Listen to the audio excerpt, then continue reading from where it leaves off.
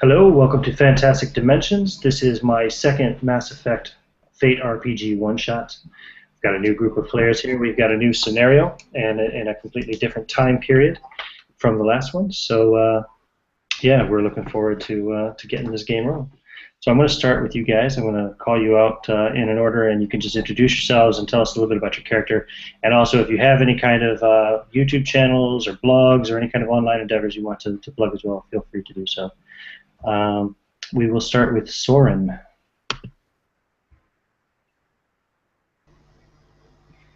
So, my character is Squash Gorf.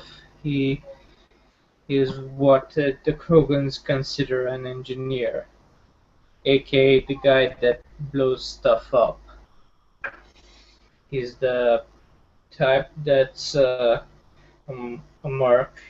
He doesn't fight for the principle of it, he fights for the money.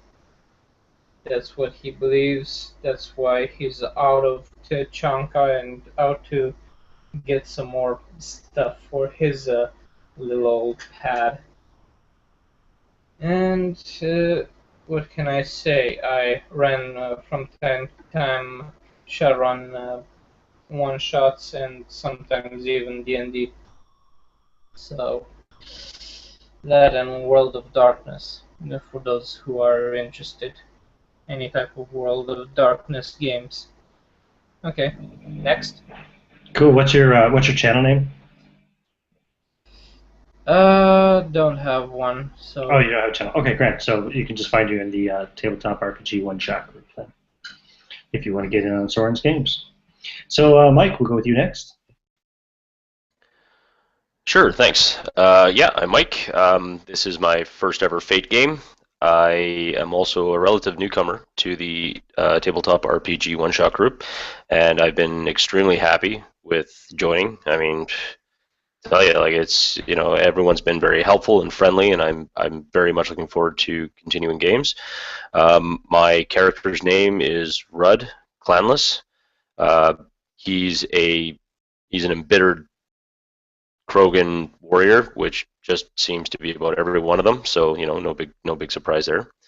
And yeah, I'm just really looking forward to play. I'm gonna try and go through this as quickly and painlessly as possible, and I'm looking forward to it.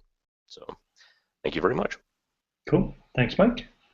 Callum, you want to go next?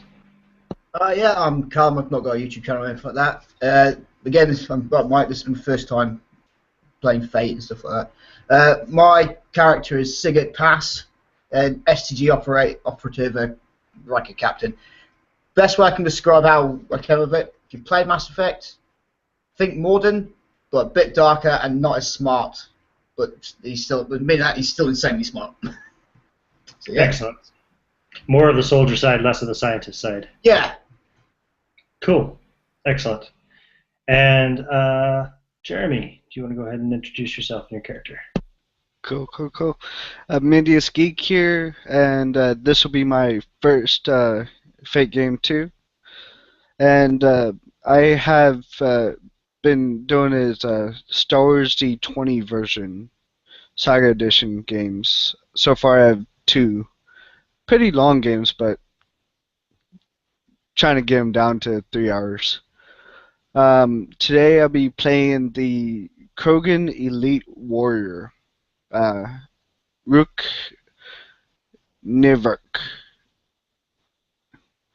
And he basically is, with his war chief and all that, he's basically the top dog in the warriors. Easily going down and wanting to take down Thessia Malls, and eager to battle more than the normal Krogan out there. Excellent. He's a bit of a Krogan berserker then. So, right. So just to kind of set the scene and the time frame, this is taking place centuries before my last one-shot, which I ran last week. Humans aren't even a blip on the map. The Turians also have not yet been discovered.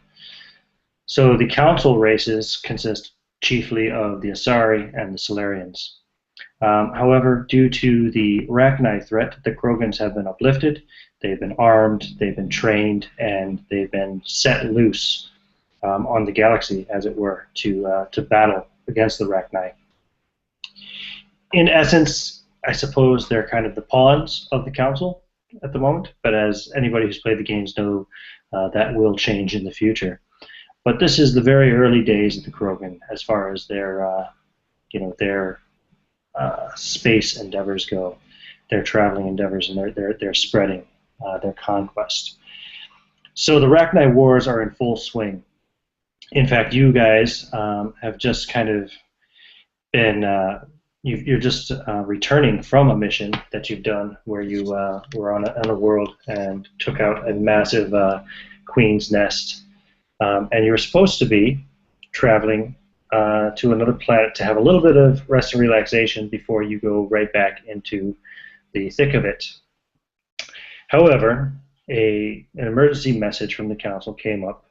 It would probably have been directed to you, Sigurd, as the STG operative on this group. And we're also going to say, because you have the highest piloting skill, you're piloting the shuttle.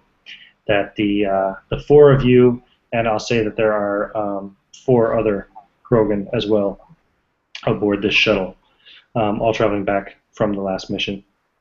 The Council message comes in and tells you that the Eternity, an Asari Dreadnought, has not reported in and has set course for Thessia, an unscheduled return to the Asari Homeworld, because it's supposed to be going out to the front lines of the battle. From what they can determine, all of the fighters have been launched. All of the emergency escape pods have also been launched. So the ship seems to have been compromised. And they fear the worst, that it's probably a Rachni infestation. There is the small remaining Asari Defense Fleet back at the Homeworld, but they don't really fancy taking it up against one of their own dreadnoughts, especially if it's being piloted by crazy kamikaze Rachni. You guys, since you were returning to a little another world for some shore leave to get a little rest and relaxation, just happened to be the closest ship and the only ship that can probably reach this dreadnought before it enters the Thessian space.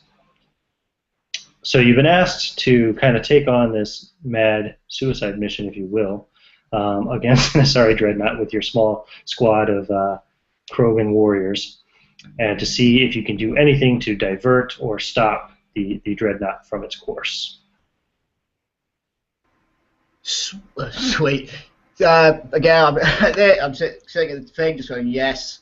Finally getting home. I get to sit back, relax, have a bit of milk, watch some Asari dancers, thinking, yes, it's going to be great. Then the bloody comms channel beeps up, so, oh God, what now? It's been bloody months in the middle, I'm back anyway, having the rest. Beeps up and just pops for what he said. Rolls his eyes. That's the leadership for you. Then smacks the pilot, smacks it on autopilot, drops back into the crew hold, and goes, "All right, listen up. Shore leave's cancelled. We've bloody tasked out to go and save the Asari skins again. Yes, they're fit, but I mean, they can't fight worth a damn." So more relaxing gunfire now. Yeah, I do believe so. Let's go get to it. Good. One of the Krogan soldiers in the back, one of the unnamed soldiers says, "Oh yeah, a real Krogan holiday then." As long as I get to kill something, I'm happy. So let's pilot this thing and go kill some ballless creatures. Mm-hmm. Well, So it's going to drop back into the pilot seat, smashing the destination, then just like hit the button and go, right, let's go. Fast as we can. Let's get to the first mass relay and get in there. they always say either you see an Asari as a dancer, or you see it as an undercover operative. Sometimes both. Excellent. So you hit the relay, and you set this is an FTL capable shuttlecraft. It's a military STG shuttle, and you set your intercept course for the Eternity. When you get there, you can see the ship is running light, and when I say running light, I mean it's got its systems running at a minimal. They do, when you enter the space, in fact, no, they do not even seem to at first acknowledge your presence. There's no scan, there's no hail. They don't even seem to have their weapons or shields armed at the moment.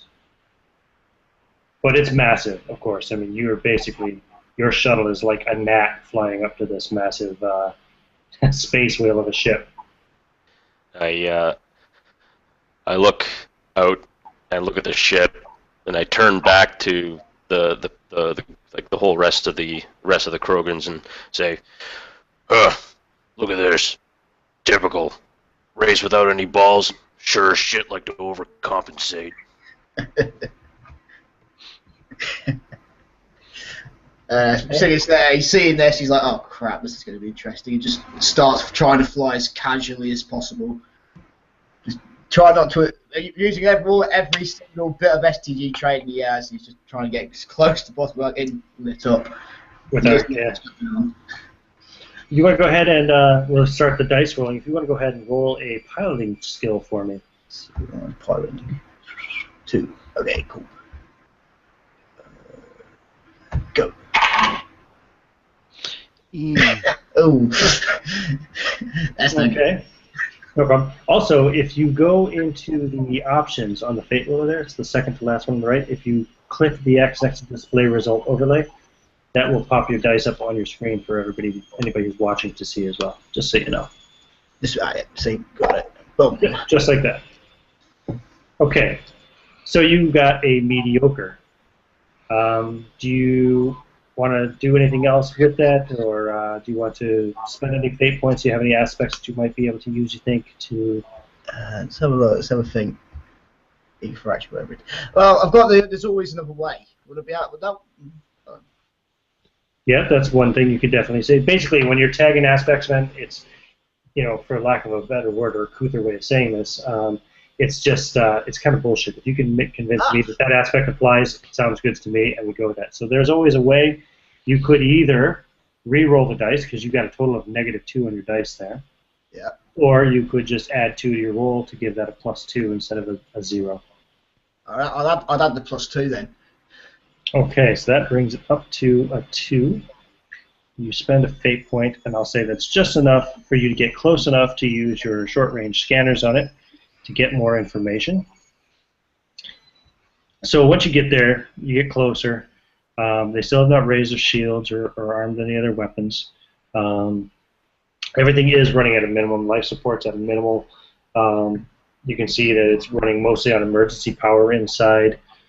And the life scans, the life readings you're getting from the ship are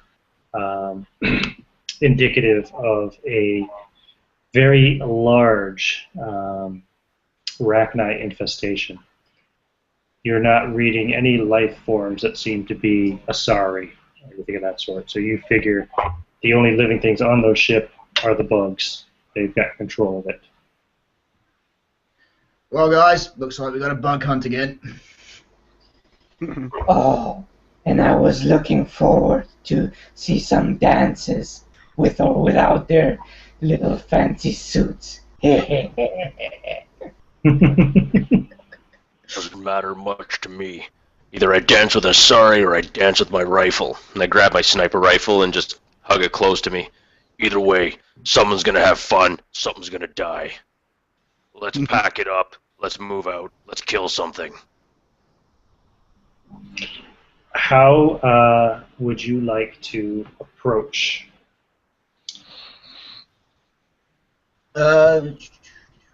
Whereabouts in relation to where it's the landing bay? Like the closest hangar, basically. Okay, the closest hangar to what? Because there are multiple hangars on this the ship.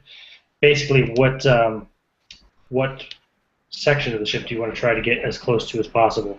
Uh, You want to go for the bridge, yeah, engineering? thinking of going back to the training, going, right, we need information here. We're going for the bridge central control. Okay. So you want to try to dock as close to the bridge as possible? No problem. You find the closest bay. Of course, the bay doors are closed, so you'll have to do a little bit of your own kind of system stuff to try to get the ship to open the doors, send out an IFF friendly kind of signal and all of that. Do you want to make a quick systems check for me? Yep. Something I'm good at. Mm-hmm. Wow, very good. Yeah. Okay. You get the signal. It's recognized you as a, the shipboard computer recognizes you as a friendly ship approaching for docking. So the docking bay doors will begin to open as you approach.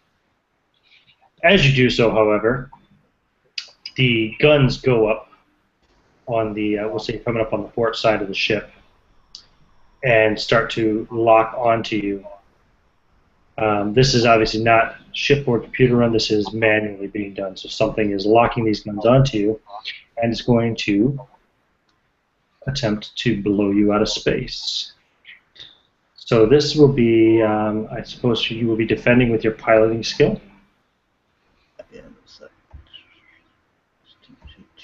Hey, is there any turrets on this thing? I'd hope the STG did give us something. Yeah, I mean, it's got a small gun mounted on the front of it. It's an 8-person shuttle basically, so it's not going to have massive guns or anything. But would guns or artillery work in this? Artillery would work for using guns from a shuttlecraft. Okay, cool. I'm using artillery then. So you're going to man the guns. Yeah. Okay. So I got a fair. Fine.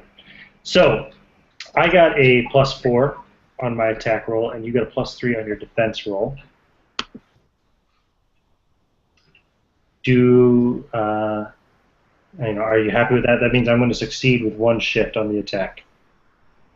Yeah, I reckon that would be alright. We've got shields, so that should take any damage. They're just little anti-fighter things. So I think we should be alright. Okay. And it disables the shields on your shuttle. Shields go down. The ship is rocked a bit. You don't take any hull damage. And Soren, sorry, I should say Quash. Quash is firing the shipboard cannon, the shuttleboard cannon. And what are you firing at specifically? Just at the main hull of the ship, or? I'm firing at the cannons so that they don't get a second chance. Excellent. And you got a +2? Yep. Okay. What I roll for defense on that would just be... And I got a +3. Hold up. Are you... That means you're going to lose by 1, unless you want to do anything else. Is there actually a way that I could use the shuttle to hack into the guns to maybe either throw their aim off or switch them off? If you have the ability, you could try to hack their gun controls, yeah? Does it have a security part of that, or no? It is? Sure, okay. sure. This is an STG operative shuttle, so I'm sure it would have controls on there that would allow you to try to hack other ship systems. Sounds good to me. So Cool. You can go ahead and make a... first, I'd like you to make a systems check. Okay. Okay. So since I don't have systems as a skill, does that mean it's just like a 0? Yeah, it's just a 0. Just go ahead and roll it. Okay.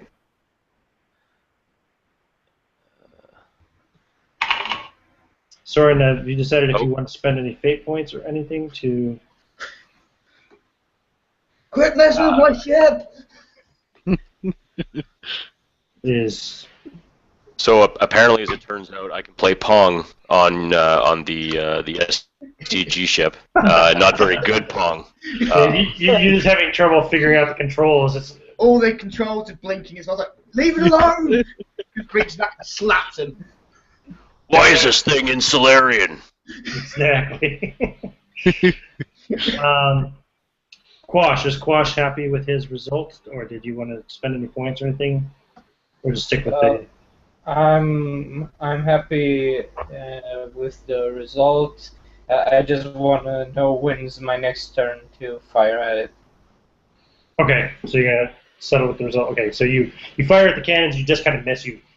Your shots bounce off the hull of the ship around the cannons mounted area, and Rudd is over there trying to figure out the controls on this computer system. He's like, "What's going on with these damn things?" And Rook is like, the doors are open to the hangar bay, right? They are opening now as we speak. How far are they open? I'm going to say it's going to take you 2 more rounds to get there. Is there another set of guns on this, or that I can try to use, or Sure, to why not? help out? Why not? They'll be at the rear though. If you think about how the shuttles are laid out, there's always one at the front, one at the back. Yep. Okay. You can shoot at something on the ship if you want anyway. I'm going to try to make the open way, the hangar doors, open even faster. Or actually, no, it's in the back of the ship, so try to swing it to the guns themselves, because I don't think I can shoot in the front. Sure, you can try to shoot one of the cannons that's firing at you. No problem. Go for it. So roll your artillery. And make your... Wow, the dice are not being kind to you guys. Nah. That's okay. We're getting the bad rolls out early. You did say suicide mission at the start. Yep. Average. Yep. So yeah, again, your shots just kind of, unless you want to spend some points. I'll spend a fate point to re-roll it. What aspect are you going to use to do that? Tag an aspect to do so. I would say... You've got a lot of stuff that you can use. Yeah, the thrill of battle. Cool, okay. Yeah, because he's like, yes! Yeah, go ahead and re-roll.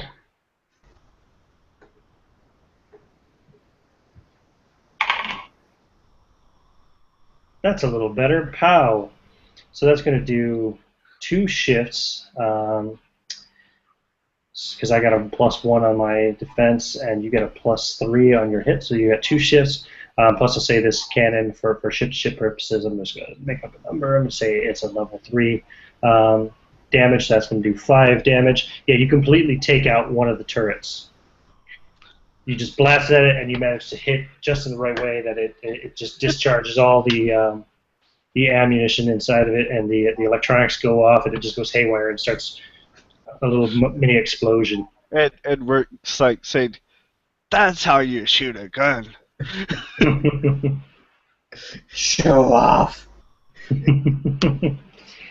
And so now we're going to go with a normal, not a normal, sorry, we're going to use an interesting initiative concept here that I picked up from playing games with David Sams and Jim Branch and DBJ and Joe Henry. They've got a cool system. I think they pulled it from some superhero game that they play, where once initiative starts, whoever goes last gets to choose who goes next. And it goes that way through the round, and then when we get to the end of the round, whoever went last in the round gets to choose who goes first in the next round, that kind of way. So we're going to say that you just went last in the round, Jeremy, so you can choose who goes first in the next round, and that includes the bad guys, okay?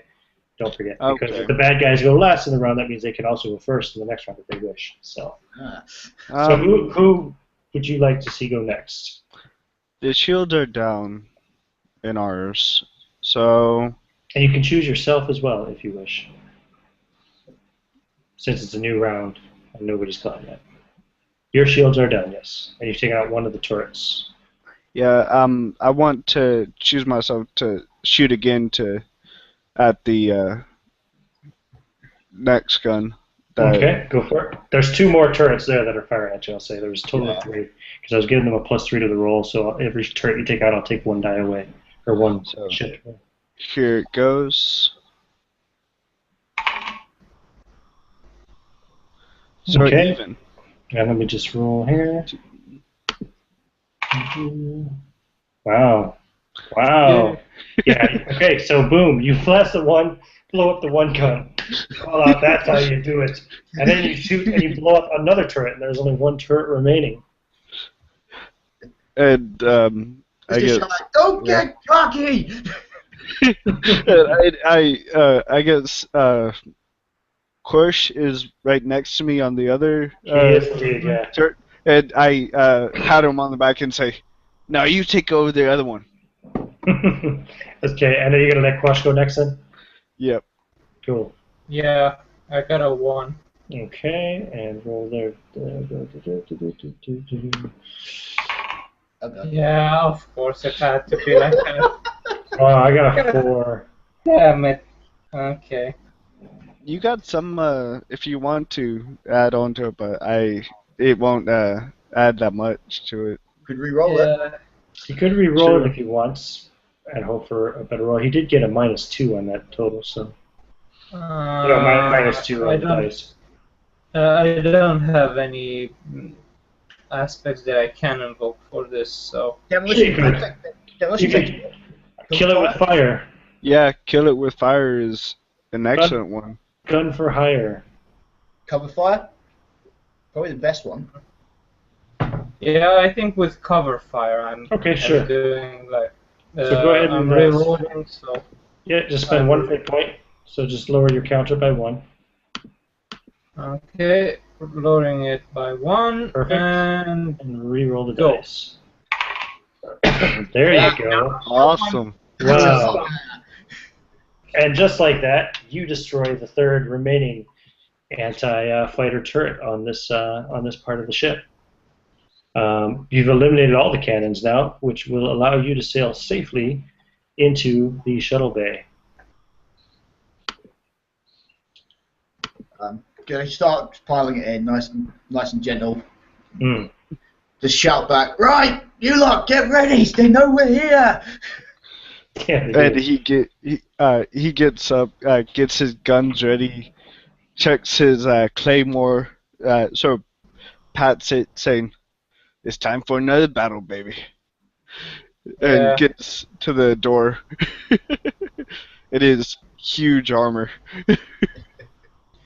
Gorf gets his grenades and his locust. Alright, let's go. And I double check my shields, put a round in the chamber of my sniper rifle, make sure my pistol is armed, loaded, ready for bear, safety's on, and then I get ready to exit the ship.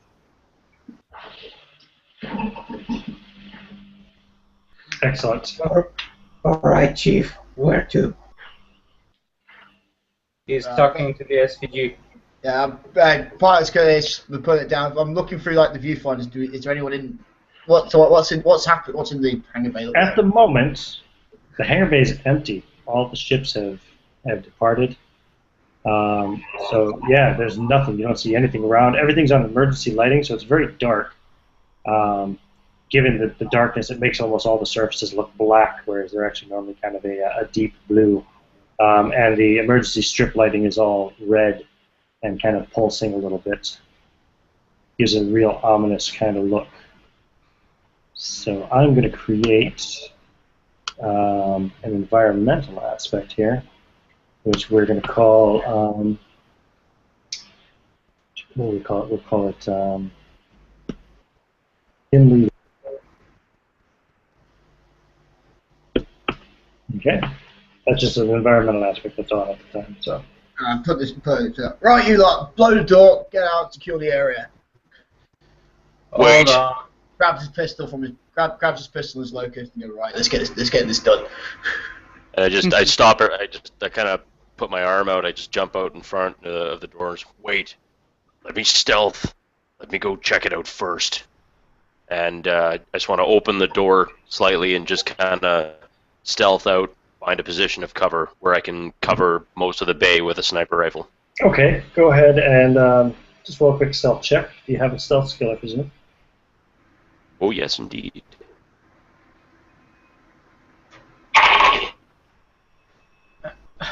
Okay. You are Krogan after all. Nice. Okay. So you get out, you get behind a crate, which allows you to kind of see further into the bay. And it all looks quiet for the time being. You don't hear anything, you don't see anything. And we'll say you guys have the helms and you have the helm communicators as well. So kind of talk to each other wirelessly. I like to talk in and say, all right, get people out, a couple at a time. We should get up and get defensive positions, just in case. This looks like an ambush. I really doubt that military intelligence has got anything to go on this. Hey, what are you saying about intelligence?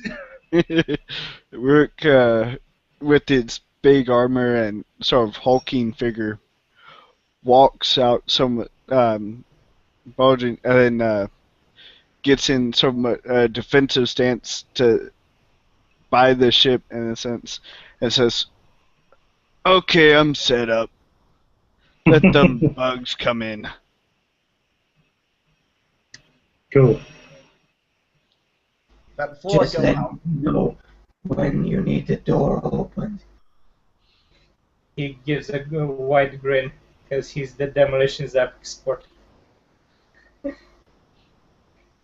before I go out, I'm just going to smash the ship lights just to try and illuminate the area more as well.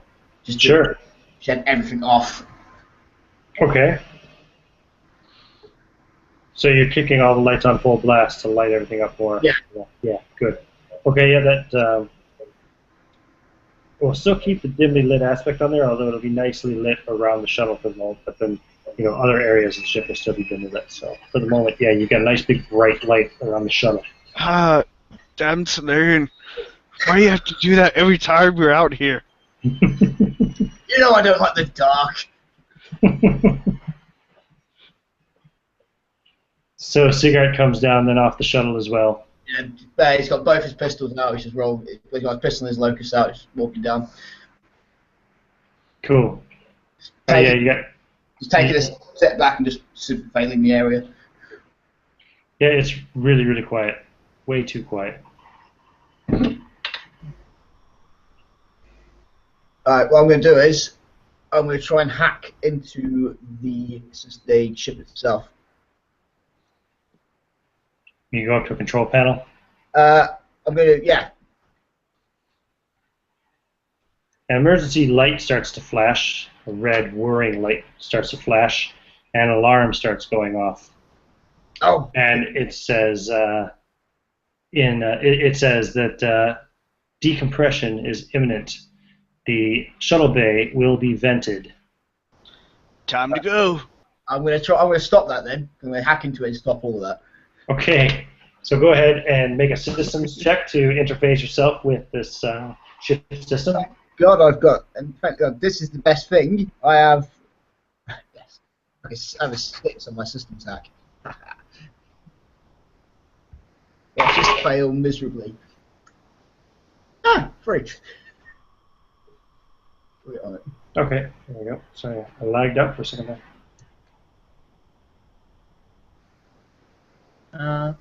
Okay, so you had a +6, but you got a -3 on the dice, so you end up with a 3. That's good enough. That'll get you interface with the system. Now you'll need to roll a security check to try and bypass the commands that are already given to the. That's a 5. systems. I've made sure I knew what I was. I made sure I got the good. Oh yeah, you're the SCG guy. Yeah, it's a 5. That's good enough. Okay, you managed to jam it up, and it's temporarily stopped the process of venting the shuttle bay. So you bought yourself a few minutes. That's to turn around and shout, right, doors, go now. Knock, And knock. Finally.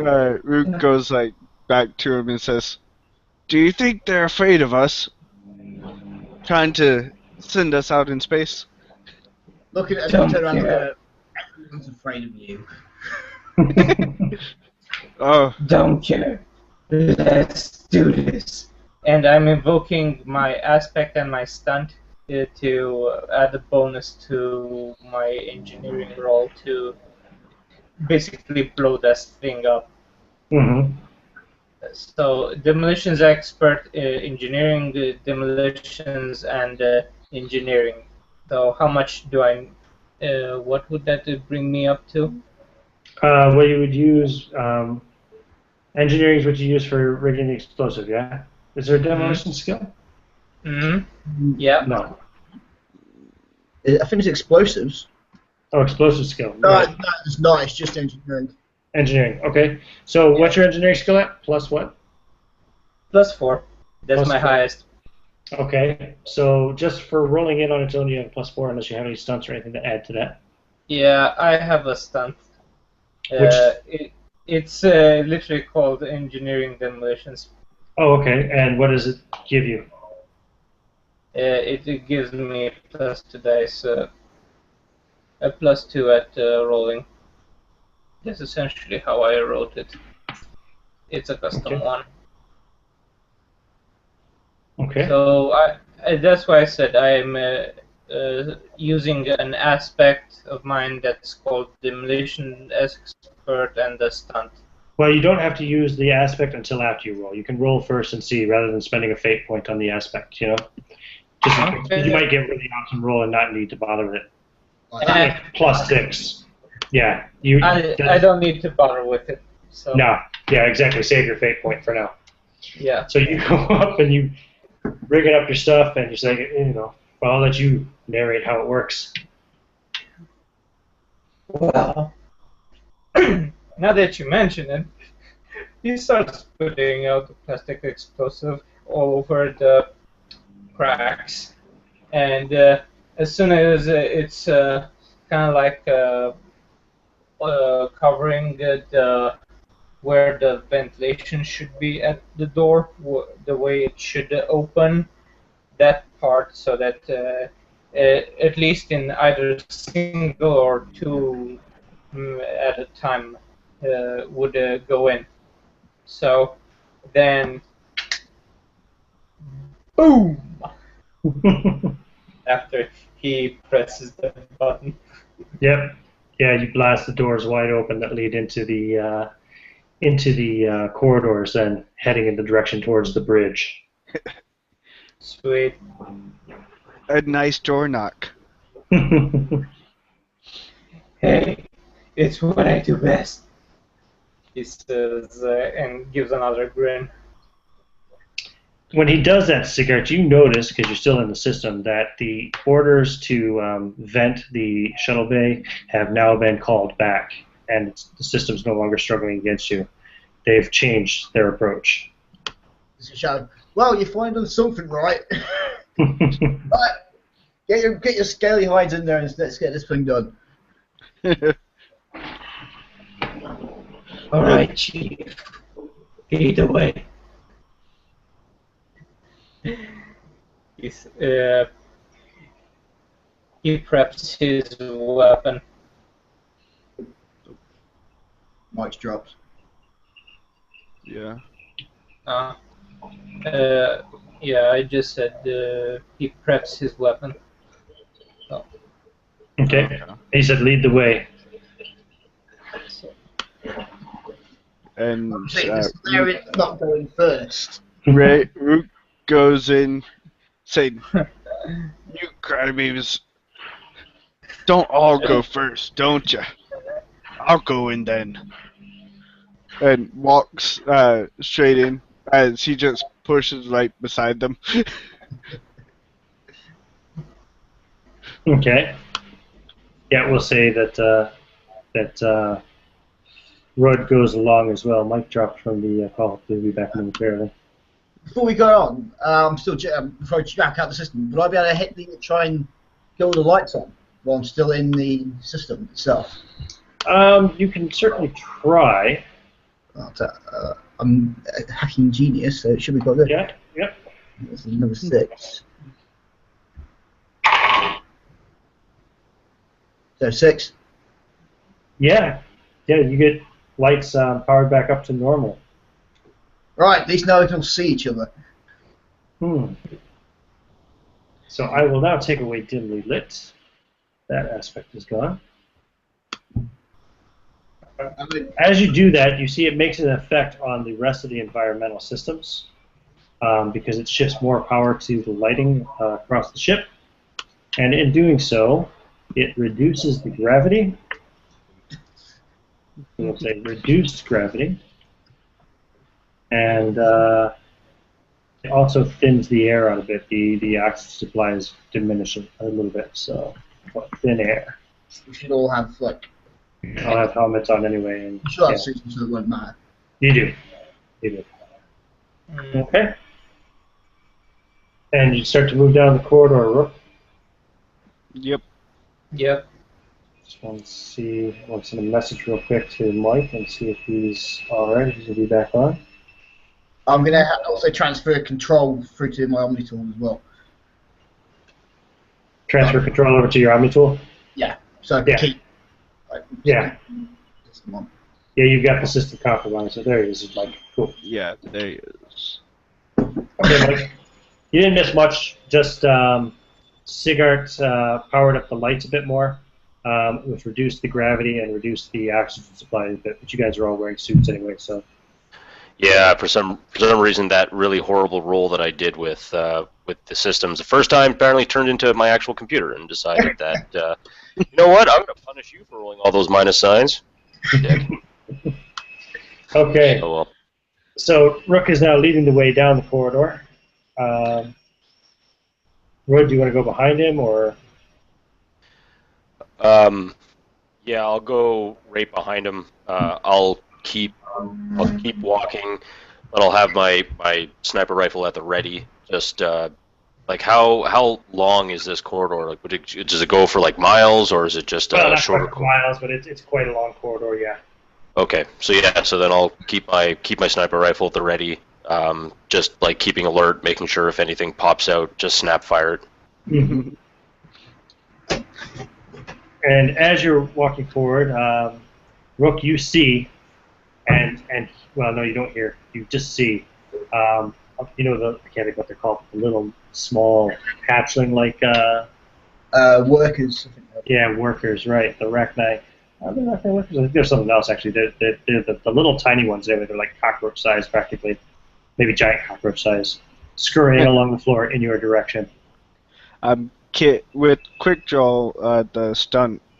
Mm-hmm. Can I put away the shotgun, bring out the heavy pistol that I have, and shoot some?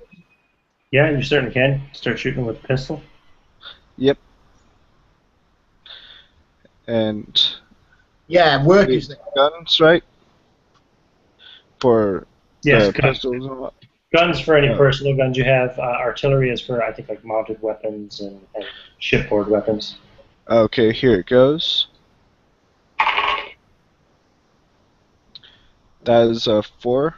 Okay, you start popping off and start nailing some. And they burst as you shoot them, and like the kind of acidic blood sprays out of them. Rook. Actually, I'll let you decide who goes next. We'll go with the order thing again, Rook. So. I'll let Rub go next. Good.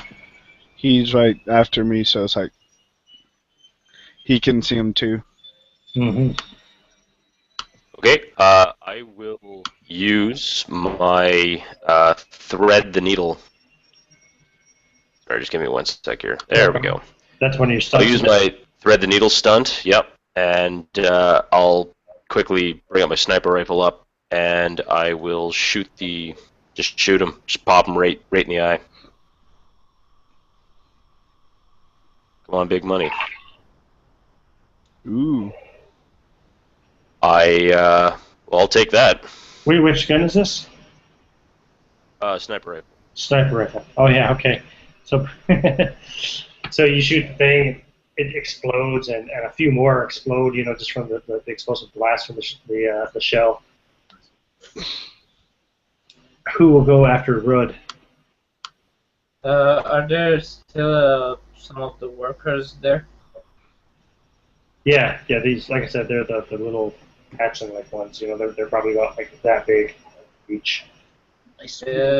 I'm going to throw an inferno grenade and yell out, "Fire in the hole!" Nice. And that's using guns, so it's +3. So +3. Motherfucker, nothing. Wow. Oh, Soren is fate. Nice. Do not like Soren. Yeah, I know. Fate hates me right now. Okay. So you can either fail. Let me just double check how this works.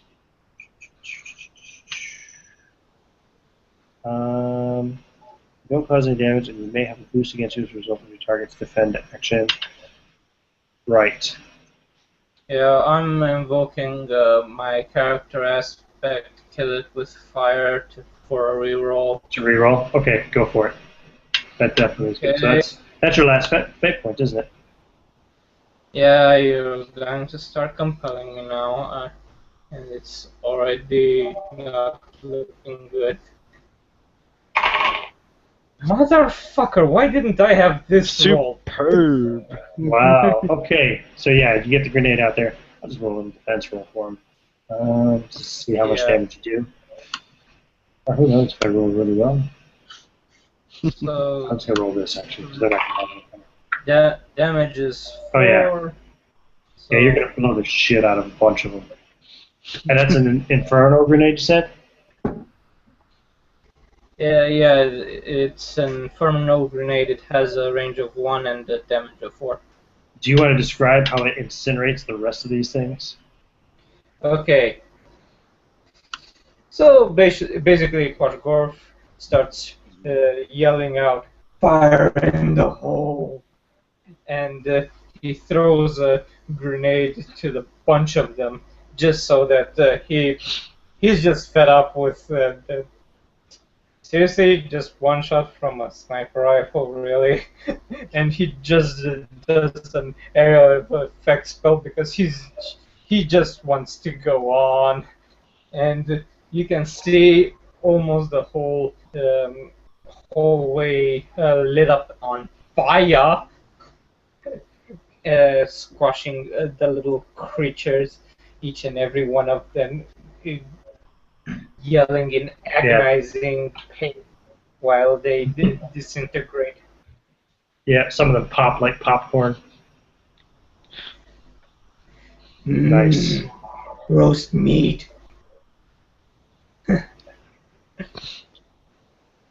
He says that out loud. And you've annihilated the little swarm of baby bugs anyway. You guys do hear now sounds coming from, it sounds like, in the walls on each side of you.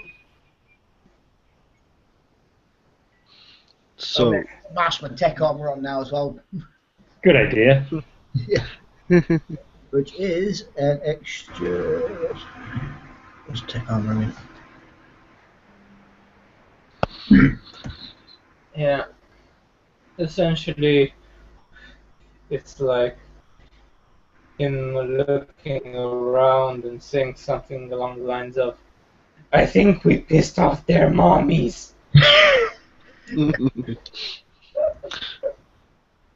So do we hear it in the walls next to us, or? Yep, on all sides of you. Yeah. Best leg it, boys.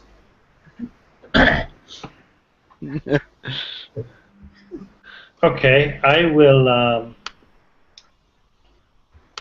offer you Fate Point Quash to charge on ahead down the hall. Hey, thanks, man. Charges are on the head. So you get a fate point. And, Yep. and he starts running down the hall up ahead through the little like burnt up Rachni workers. Oh, he's gone again. Let's go tackle them. Yeah.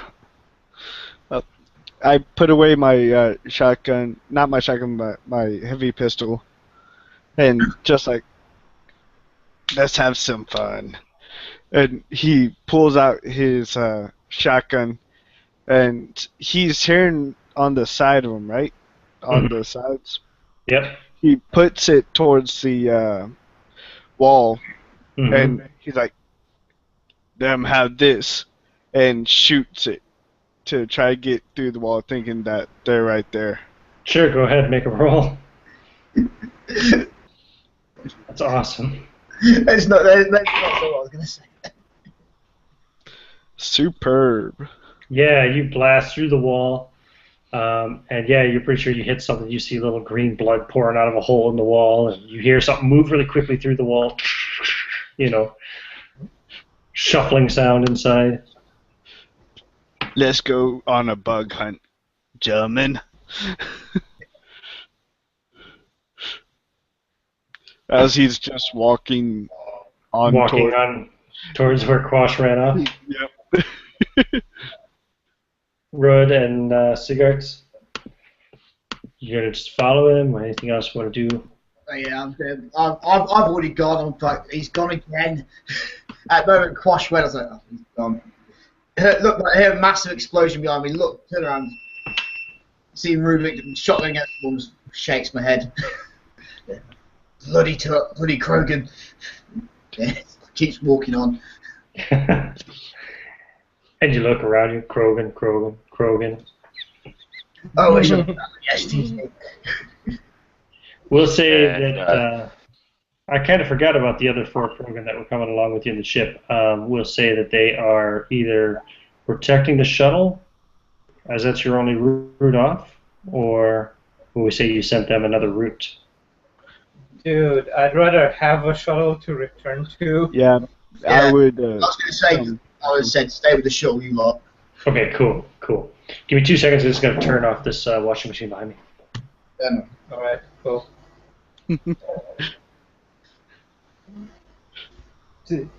Yeah, seriously. I actually want to have a shuttle to return to. Maybe that's just me, but... Okay. Really, well, this is that thing deep all night. So Quash, as you're running ahead, a ceiling panel collapses down on top of you with a rather large Rachni warrior on it. Ooh. Can I incinerate it? Well, you can make a defense roll first. Alright. What do I need to roll? Well, this would probably be in athletics, I'm guessing, unless you can convince me otherwise. I was running with my locust in hand, so... Here, I'll use the fate roller. Oh god, athletics. It's basically it's coming down on top of you. It's kind of almost like a physical attack, it's not a shooting attack or anything of that sort. Oh, alright. So that would be either athletics. Why did I put any athletics in this bullshit? Oh god. I didn't roll great. Who rolled? I rolled for the attack as the warrior is dropping down on you. Please get more than just a 3. Yep. Okay, so it's still going to hit you. It's going to succeed at 2 shifts, in fact. Yeah. Mm-hmm. So I tick down from my shields. Yeah, so it's going to do a total of 3 damage. What's your shield at? My current shield is at 8, and my armor is at 2. So that would reduce your shield down to, well, no, this isn't a ballistic attack. Shields only protect against ballistic something. They don't protect against physical attack. So it'd be your armor. Your armor's 2? Yeah, my armor's 2. Yeah, kinetic shields only work against like bullets and things that are moving at certain speeds. Still, Alright. they don't protect against, like, you can't use your shield to protect against a knife attack or something, for example, I don't think. Yeah, it's kinetic. It's kinetic. Yeah. Exactly. Yeah. So your shield, your armor anyway takes 2 of the damage, so you're just going to take 1 point of stress. Okay, so I reduce it from 5 to 4. No, that's not how stress works. How many boxes of stress do you have? 5 boxes. You have in 5 total. boxes, and are they total? Are they numbered 1, 2, 3, 4, 5? Yeah. Okay, yeah. So you just mark off the 1 box. Mm-hmm. Okay, so you just mark off the 1 box. Yep. I marked off the 1 box. Right. Cool. Oh, can I kill it now? Yeah, it would be initiative actually. So we will roll. Well, it's going to be attacking you anyway with its athletics here. Yeah, there we go. So it's going to be. Oh, sorry, it's fight. Oh, fight. So I got it at fight is at 2. Are you going to use your gun, or are you going to try to fight it physically? I'm going to use my locust to actually shoot it first. So you can roll your gun skill for your initiative. I'm not sure I'm doing that right, but it sounds good to me. All right. So it's on a +3 initiative. Okay, so I have gone at 3, so it will be 3. Okay, so I got it at 1. So it goes first. So it will make an attack roll with using its fight skill. Mm-hmm. I got a 7. So it's attacking you with its like blade-like arms. What did you get on your defense roll? Are you defending with athletics, I presume, or yeah, it would be athletics again. Yeah. Okay, athletics. Wow, that's not a bad roll. Okay. It's still got Damn. 3 shifts of success on you. You don't have an athletic skill, huh? Motherfucker. No, I don't. Wow, I didn't think I need one. that was an oversight. That's all right, though. Yeah. Let's see. An attack, successful style, hits with the number of shifts you got over the opponent, with the target taking stress or consequences, and you may reduce your shifts by 1 to gain a boost if he wants to. He will, actually. He's going to... So you're only going to take 2 shifts of damage. I'm going to reduce the shifts by 1 to gain a boost. So a boost is like a temporary aspect that has to be used pretty rapidly. It has to somehow apply to what he's just done. So he's going to get the temporary boost. I'm going to call this shock. Totally got a surprise attack on you, and they attacked you again before you could react. Shock and awe. So yeah, that's a free boost that he can use once to get a +2 on a roll. It only applies to him, unfortunately. Okay. And you take 2 shifts of damage again. So, but your armor absorbs 2 shifts, so you take no damage. Mm-hmm. Okay. Ah, finally. Okay. So it's your turn. You guys are hearing this combat and seeing this now, so you'll be able to move in that direction. Okay. Okay. So Soren, you can roll your attack, your counter attack. Okay, let me see. I'm going to. This is just a normal thing, so it's right next to me. Just Pretty much, so that right I in know. front of you, slashing out at you.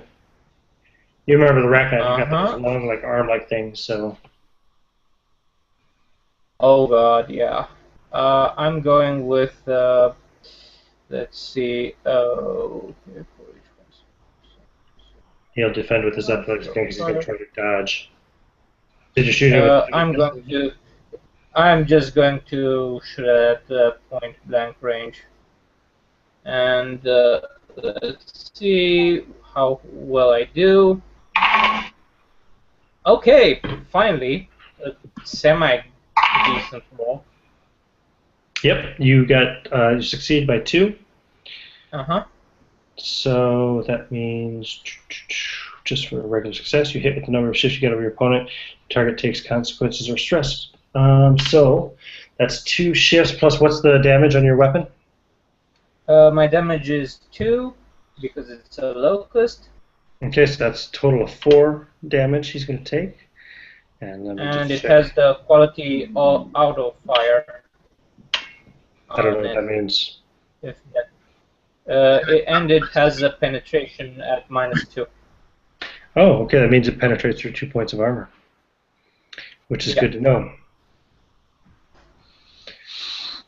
This guy has what? Only has +1. Okay, so it goes right through his armor, so he's going to take straight up 4 points of stress. Ooh, that's bad. He takes 4 points of stress. He's badly hurt. Well, he's badly stressed anyway. He hasn't taken any consequences. Who will go next? He went first. You went next. Who goes after you, Soren? I'm going with the man with the sniper rifle. So anyone has a sniper rifle here? That's you, Rod. So I will. So can I see him from where I'm standing? I can You see can. the You can see him up ahead. You can see the Rachni thing, like. Yeah, standing on top of me. So I will. So I'll just throw my sniper rifle up into my shoulder, and I will use my aspect of patience as a confirmed kill, and I will put a bullet and turn its brain into jello. Okay, you can roll your roll first before you spend the fate point, just to see what you roll. Oh, okay, roger that. Because you might not need to spend the point. Yeah, you're right. I'll just roll his dodge real quick to see if we're. Oh, I hate these damn pop-ups. Here we go. +3. That's athletics. So you got a 4. So you succeed by 1. You can still use the fate point if you want to add 2 to your roll to make it a successful style, or you can just go with the 1. I think I'll just go with the 1. Okay, so let's see what that does. What's the damage on that? The damage, I'm rocking a mantis, so that would be 4 damage. Guessing plus the 1, so I guess 5 damage. 5 damage. Okay, he does not have. Yeah, he does not have any consequence or stress boxes equal to 5.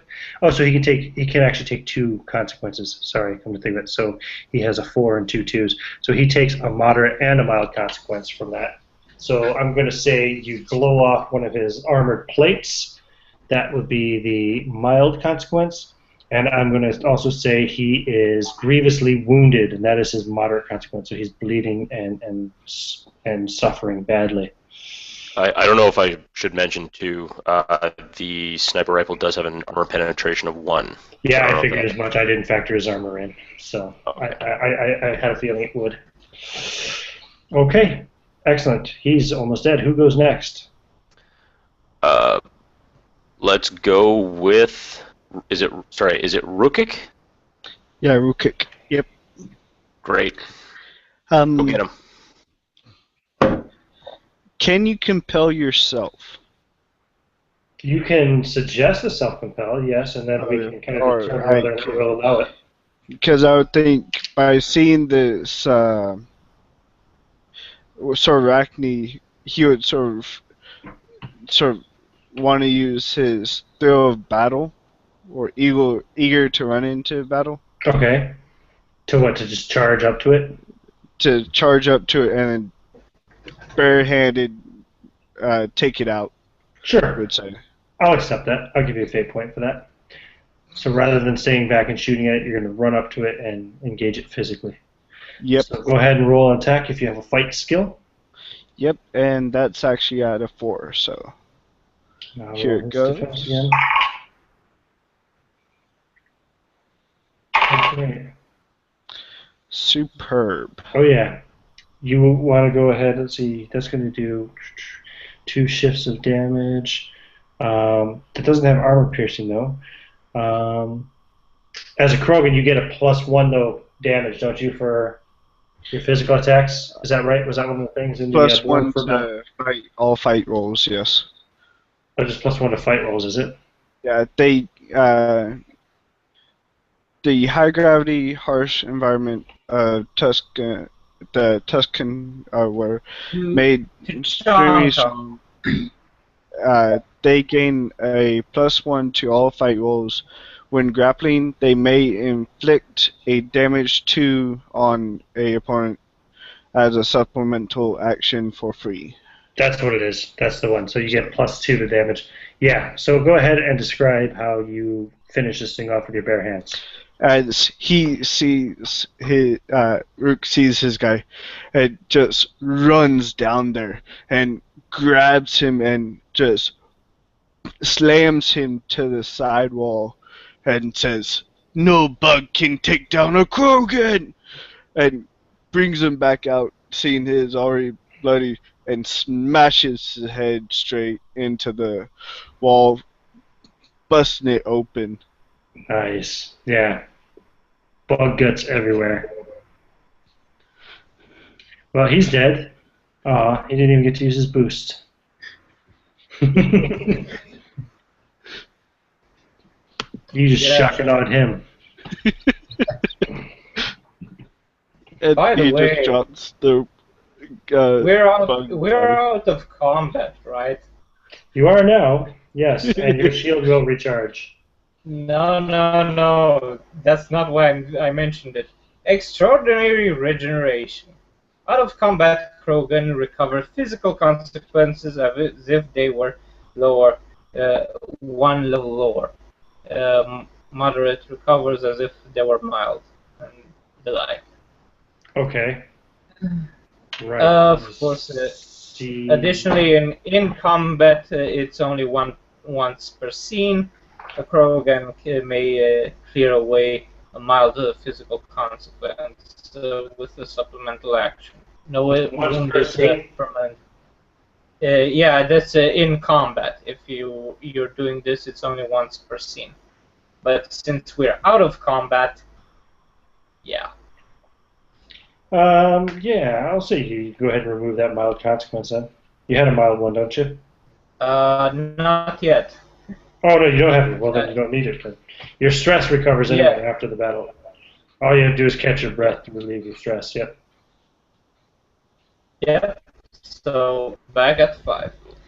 Awesome. Excellent. Yep. Okay. So you guys are there in the Let's hall. carry on The bug forward. is crushed. You still hear things moving through the walls, but nothing pops out at you at the moment. You know the bridge is ahead. It's just about 50 meters ahead, and then there's going to be another door. More than likely, you know, Sigurd is probably going to be like a shielded or a reinforced kind of blast door.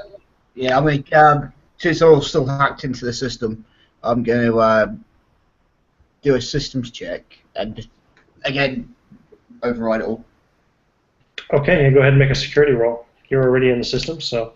Yeah. That's security up there. Take it away, boss.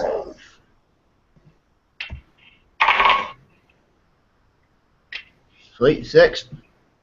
Okay, yep. Nicely done. So much for ship security. The doors slide open. And you see 4 more of those Rachni warriors. And you also see a larger one.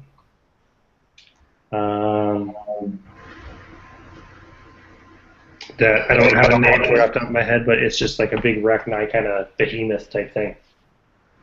Oh, It's sure. not quite as big as a queen, but it's twice the size of one of the warriors. It's bigger than any of the Krogan. There's Sorry about that. That's okay. What were you gonna say, Mike? not the Rachni called a Brood Warrior. That is Okay. quite- I was Okay. I was just gonna say, can I tell Sigurd to just close the doors? Close the doors.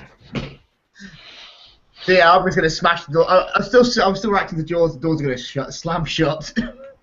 Oh, by the way, before the doors slam shut, can I make a roll? For what?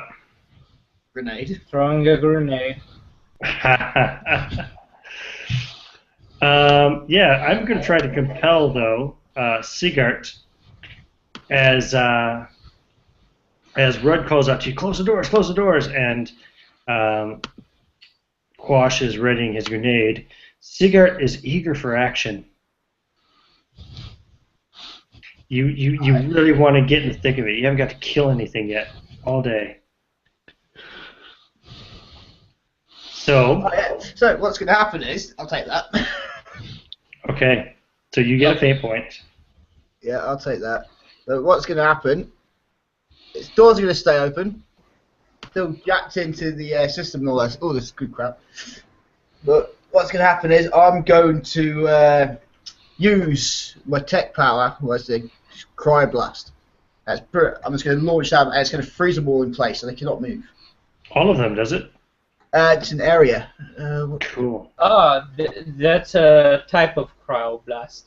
Yeah. You can. I need to look what it was. I can't remember what it was.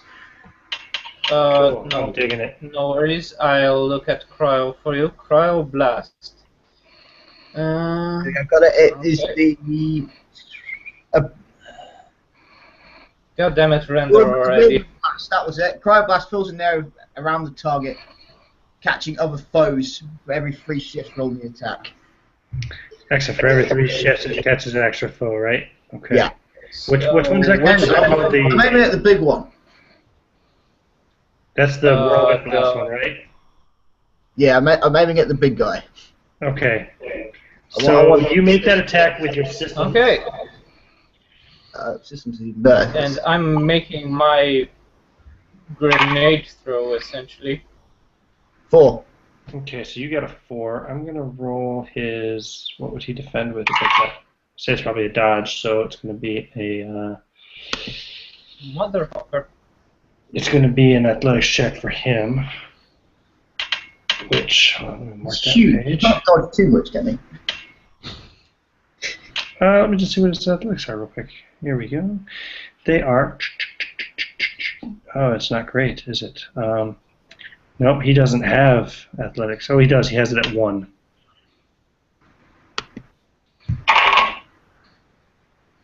So you got a +2, you got a +4, so you succeed with 2 shifts. So you're going to hit him with 2 shifts. Sweet. So that's 2. That's him, and then 2 other. So I don't do any damage to him. Cryoblast is not a damage thing.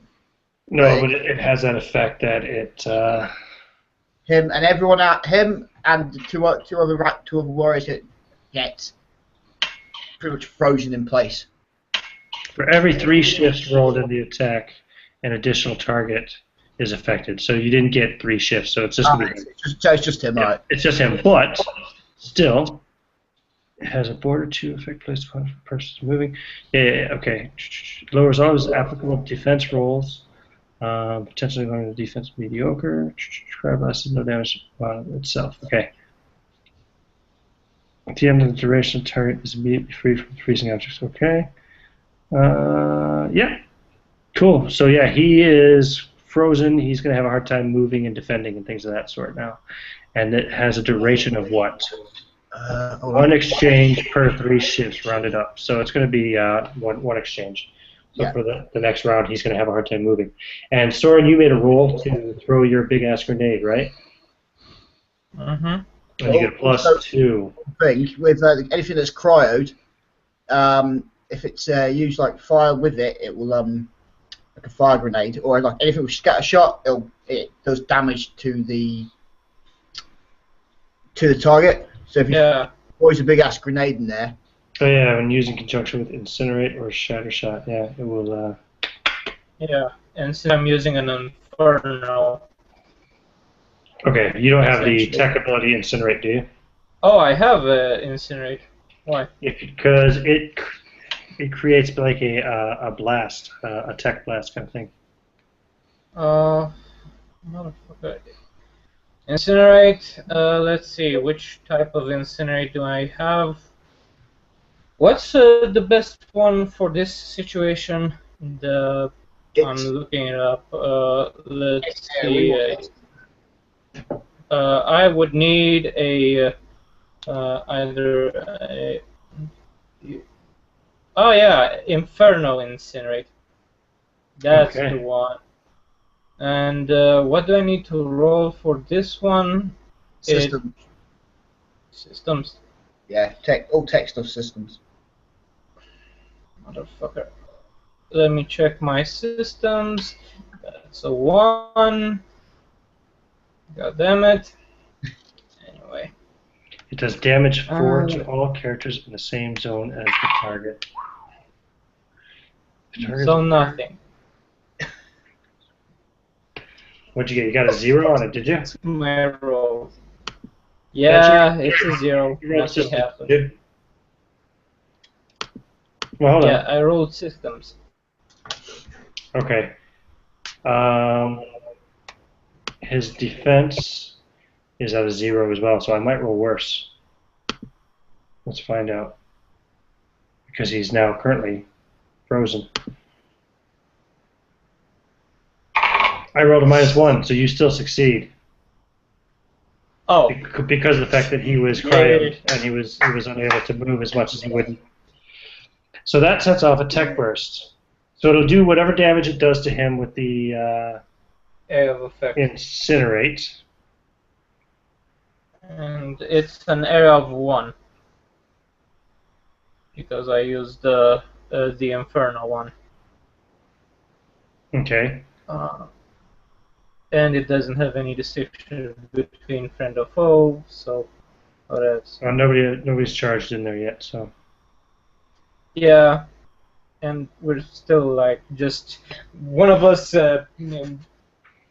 blasted off a cryo. I blasted off an incinerate, and the doors are slowly closing in. Inferno incinerate. Okay. So. Okay, it just does an effect over time, doesn't it? Okay, it doesn't do any extra damage, right? Okay. So the damage is just from the blast, so he takes 4 damage, and all of the others in there also take damage of 4. And how does that affect them? They have stress. I think they'll be okay. None of them are going to die from that, no? Yeah, but they're all stressed to the max. Basically. Oh, he's got armor. Okay, cool. So boom, the tech burst goes off. Who goes next? I'd say, okay, go sniper rifle.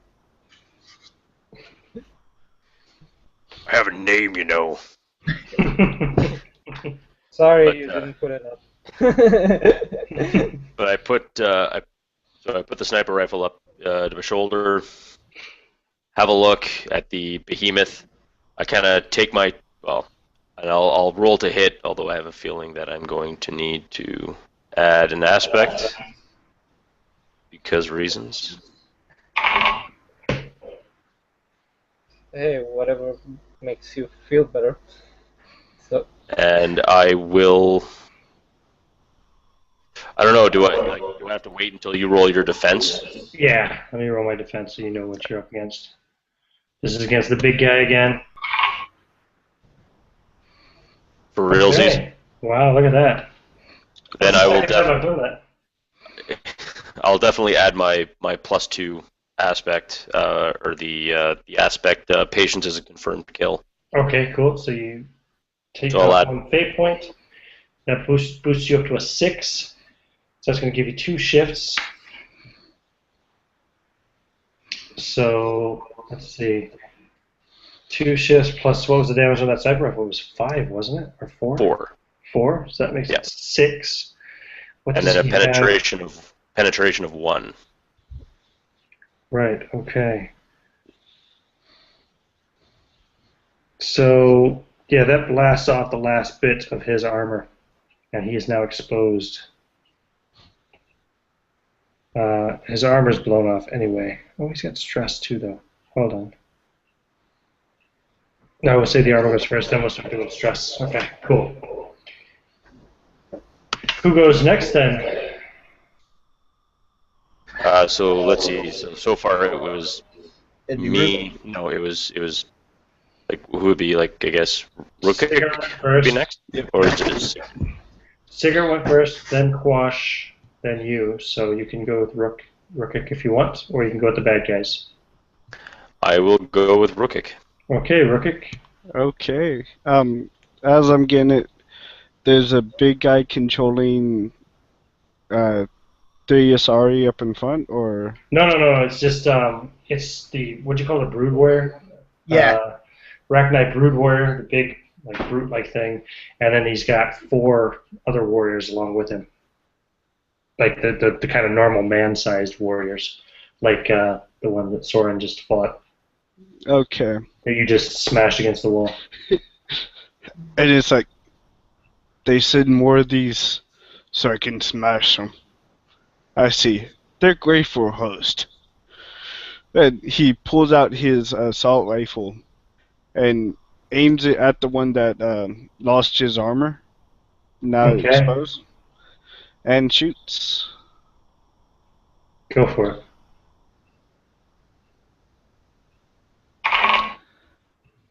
Okay. That's a 3. Oh yeah, he's no longer Good. cryoed actually because of the tech burst. So he gets his normal +1. So he's got a 2. So you succeed with 1 shift. Are you happy with that? Yep. Okay. And So the damage on the assault rifle is a basic assault rifle is 3. 1 + 3 is 4. Okay, so that marks off his 4 stress box. Done. Okay. So now there's nobody left to go except the bad guys. Lovely. So the warriors charge down into the hall, and they kind of like run along, and they're gonna like trample over you guys and try to get all over you, basically, like a swarm technique before them. So I'm just gonna keep things simple. I'm gonna have one of them attack each of you. So first, let's go left to right on my screen. We'll go with Rukik. 1 charges at you, attacking with its blades. Okay, and what do I You would defend with athletics, because this is like a physical attack. Okay. Athletics is always what you roll for any kind of dodging, anyway. Okay. Let's see something. See. I think. Yeah. Oh, wow. Yep. Okay. Hmm. Do you want to invoke any aspects? Can I invoke? Would this been on Tatanka? These Rachni? right now? No, they're not native to T'Chaka. Okay. Nah, I mean, would they have tried to take over Tatanka at one point in these wars? No, they have not. Okay. Not this time. They're unaware of T'Chaka, really. Okay. T'Chaka wasn't even on the map until this war started. Pretty much. Yeah. I will invoke Thrill of Battle. Okay. He's charging, and I'm just getting my hopes up. It's like, come on. You gonna re-roll, or are you gonna just add 2? Reroll, because Okay. I think I can do a little bit better. So mark off 1 fate point. Dead? You do a lot worse. Yeah, it's a dodge, Okay. but my You still have arm- 1 fate point left. yeah, my armor is 3, so You're gonna save that last fate point, yeah? yeah, I'm going to Okay. save that last fate point. So I've got 8 shifts, +1 for the damage for the blades, so that's 9. Your armor reduces that by 3, you said, right? Yeah, Okay, so that makes it a 6. I can mark off a 5, 5th level stress box, and take either a Take minor. A minor, yeah, minor 1, is it? Yeah. Yeah, you can take a minor consequence. So minor consequence is just like, bruise or a little cut kind of thing, something like that. What's called bloodied, You're bleeding a little bit, but it's nothing serious. Cool. And see, once you take those consequences, technically speaking, those become aspects as well that can be invoked or compelled. So if you want to add that in there underneath Krogan Honor, you can just put like bloodied minor for your minor consequence. Gotcha. Okay. The next one charges over at our STG friend here. Okay. And there's his 4 for fight, right? Yep. He got a superb +5. So, come on. 4. That's nothing. How do you feel about that, Seer? Are you happy with that result? Yeah, I've got to. I'm going to go invoke my aspect impressed by the natives. See, now they're just standing their ground and stuff. I'm going to re-roll that.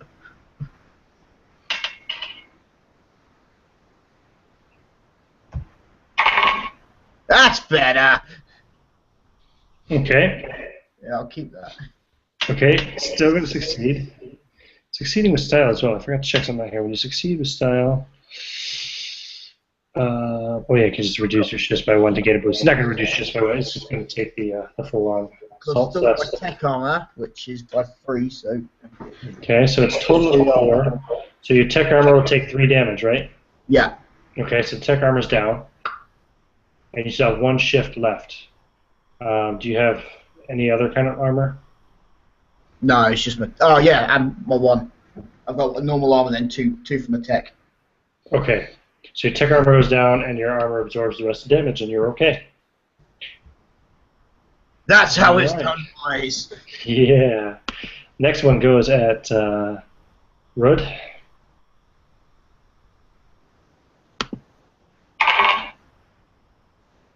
And gets just a +4. Just a +4. Damage right. Yeah. And None of us to athletics. What? well, actually, mine was my athletics is at 2, so it is at +2, but just the dice are not liking us. Yeah. Something as well. Shit. I would like to. I think I'd like to use my aspect of revenge for my fallen clan, and I'm just angry. I'm so angry at this human or this man-sized bug that I'm raging, like absolutely raging, and every time he cuts and slashes at my armor, I just don't feel it. I just want this thing to die so much. I'll add +2. Okay, so that's it was 3 shifts. Now it's 1 shift +1 thing. That makes it 2 shifts, and you have armor. I do have medium armor, and that would be I think I have it's of 2. Yep. So we'll take no damage, so it doesn't get through the armor then. Well done. Quick question though. I will. That means my counter is now at 0. Like, do I take 1? Or no? Like when you invoke this, that doesn't cost a fate point, right? Oh yes, no. When you invoke an aspect, it does. Yeah. So you're right. Aha! Thank you very much. Yeah, it is down at 0. Yep. You are Compel City now. And there's one left that will charge at Quash. Here we go, Quash. The last of the warriors, and then the big guy gets to go. Oh, what's that? Come on, only a 3. Shut up. Oh,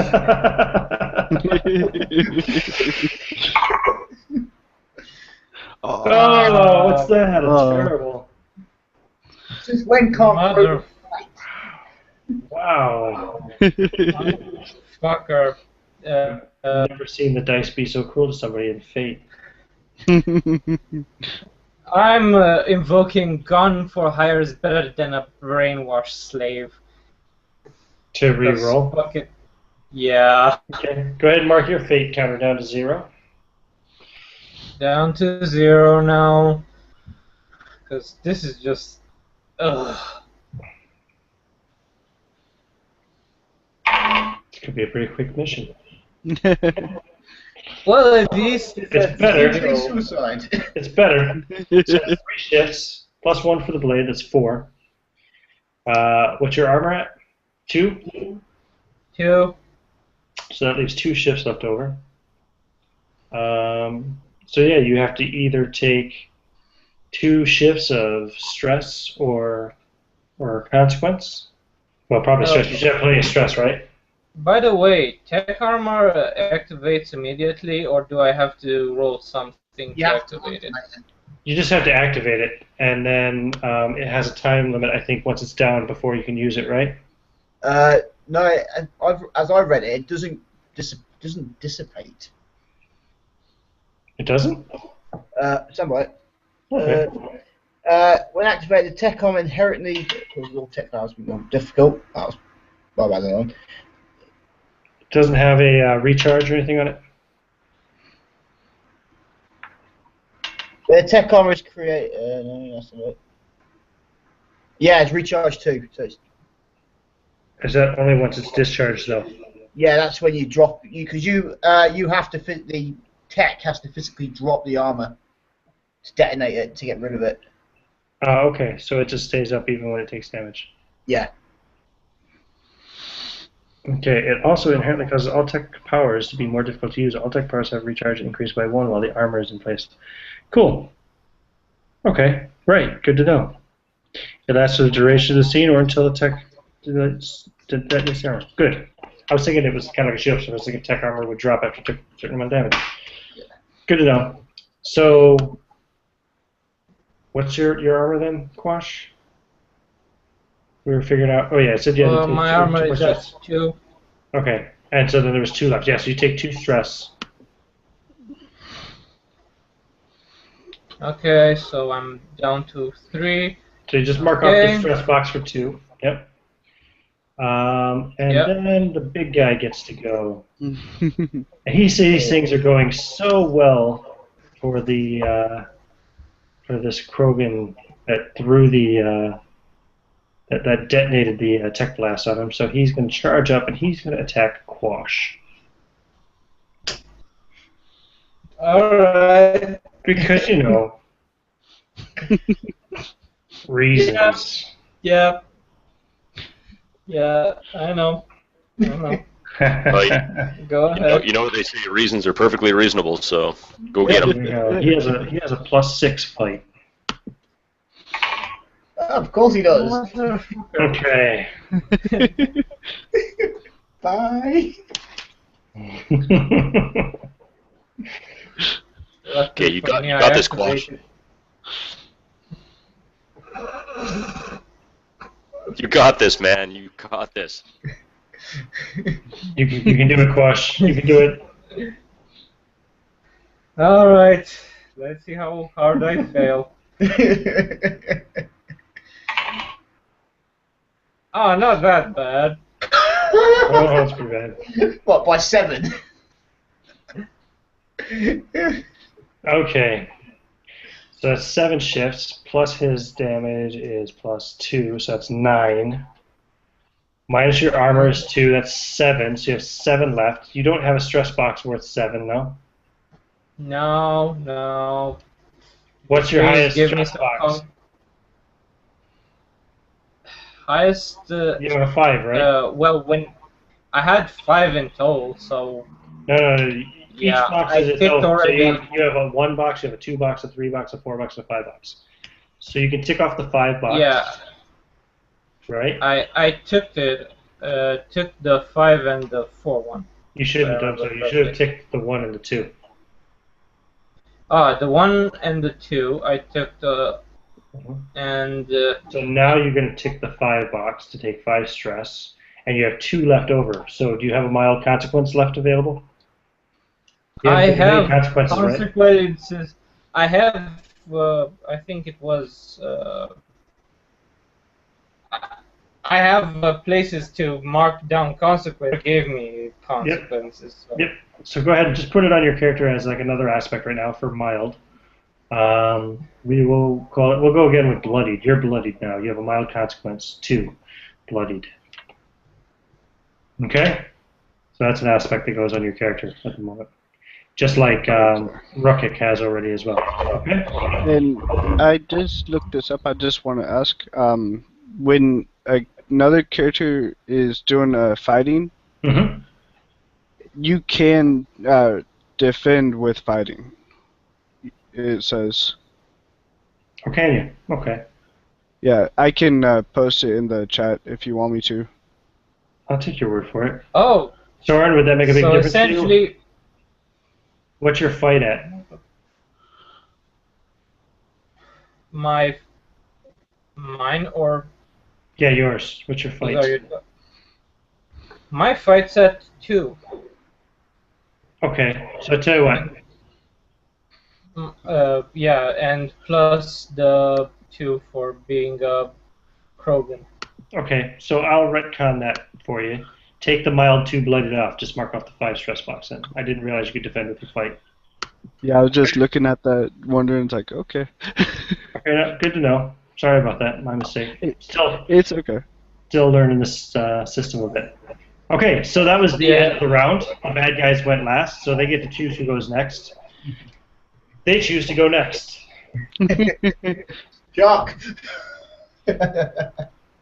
So the big guy again attacks Quash with his fight skills, so you can defend him. Okay. I only got +5. I'm going to roll my fights to defend now. Yeah. Don't fail on me now. You had to fail on me now, right? You weren't pleased. So that's 4 + 2 is 6 shifts plus, okay, -2 for your armor, you said, right? So that makes it 4. 2 for my armor plus the tech 1. And now I have to put in bloodied. Yay. Yeah, okay, now you can put in the mild 2 bloodied. There you go. Okay. And then you've also got one of the small ones attacking you still.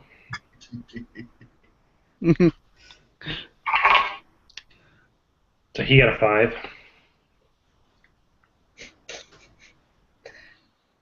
It wouldn't be a suicide mission if everyone lived.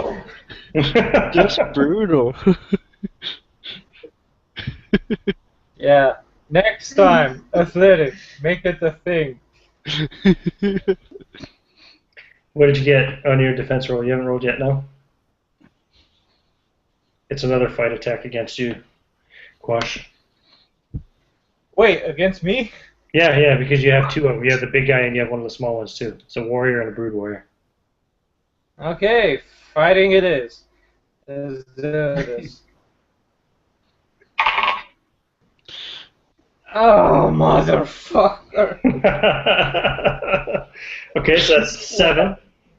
Take away your armor and your tech armor. You got both, right? Mm-hmm. That makes it 3. Mm-hmm. That's all you have, right? So you have three shifts.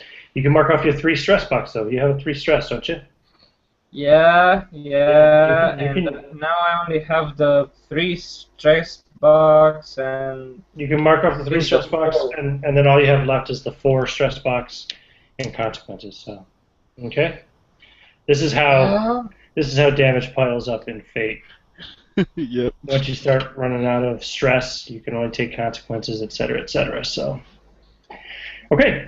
Next one is going to be against Rudd. Again.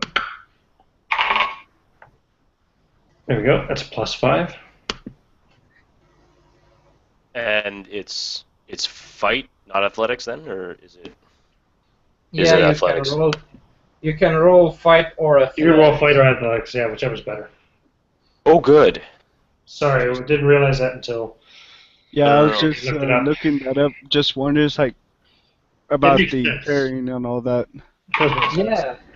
Yeah, I had fight all of this time. Damn. We're all learning the Okay. system at the same time. Yeah, Right. that's true. So that's going to be 2 shifts plus 1 because this is not the large one. So, there's +1 on his blade, so that's a 3. You've got armor. I do, yeah. Reduces it by 2. Yeah, reduced by 2, so I think it's just 1 shift of damage or stress. Yep, you can take a stress box if you have any. I does. Obviously, take your lowest one. Yeah. Okay, very good. So you're okay. Then it's on to Sigart again. This Black Knight Warrior. Well, that's an interesting roll. There we go. All blinks. Oh, I got it. Oh, Oh my god! that was bad. Yep. The only way it could get worse is if I rolled 4 pluses. You still have a fate point. If you want to re-roll that, you can't roll any worse. It's impossible. I'd do it if I were you. I'm just gonna throw that one out there. I'm gonna do that again. Yeah. Which aspect do you want to tag? Holy crap! Let's tag the.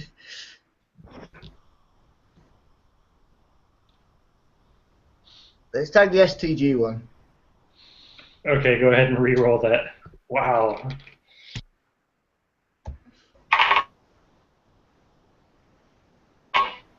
That's not too bad.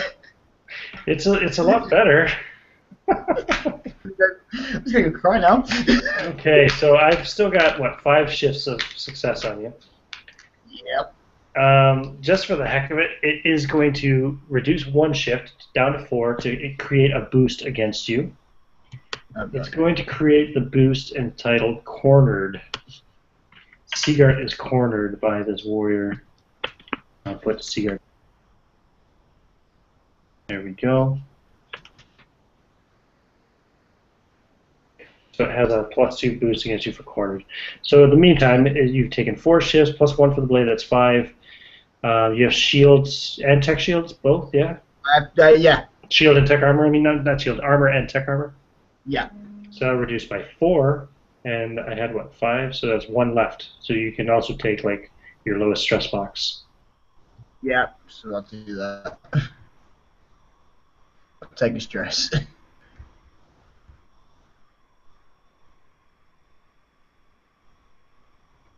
Now the attack against Rukik. There we go. Only a +3.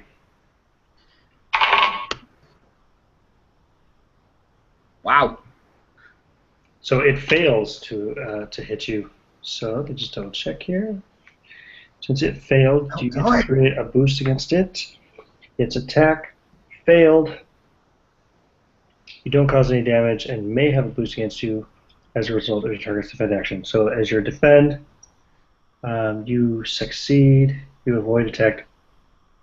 Nope. Okay. You only if you succeed with style, you get to create a boost. Okay. Cool on the defense. But still, you defended successfully, and you did not take any damage. Oh, I see. Rukik gets the one Stormtrooper Rachni. The rest of us get the ones that actually can hit. Yeah. So the bad guys get to choose who goes next, and just because I am a merciful Fate Master, I will pass the initiative to Quash. Oh my. Okay. Because he's taking a beat. I'm going to use a lift grenade just because I'm being petty right now. So, here you go. Lift grenade to the face. To the nearest guy next to me. The big one, I presume?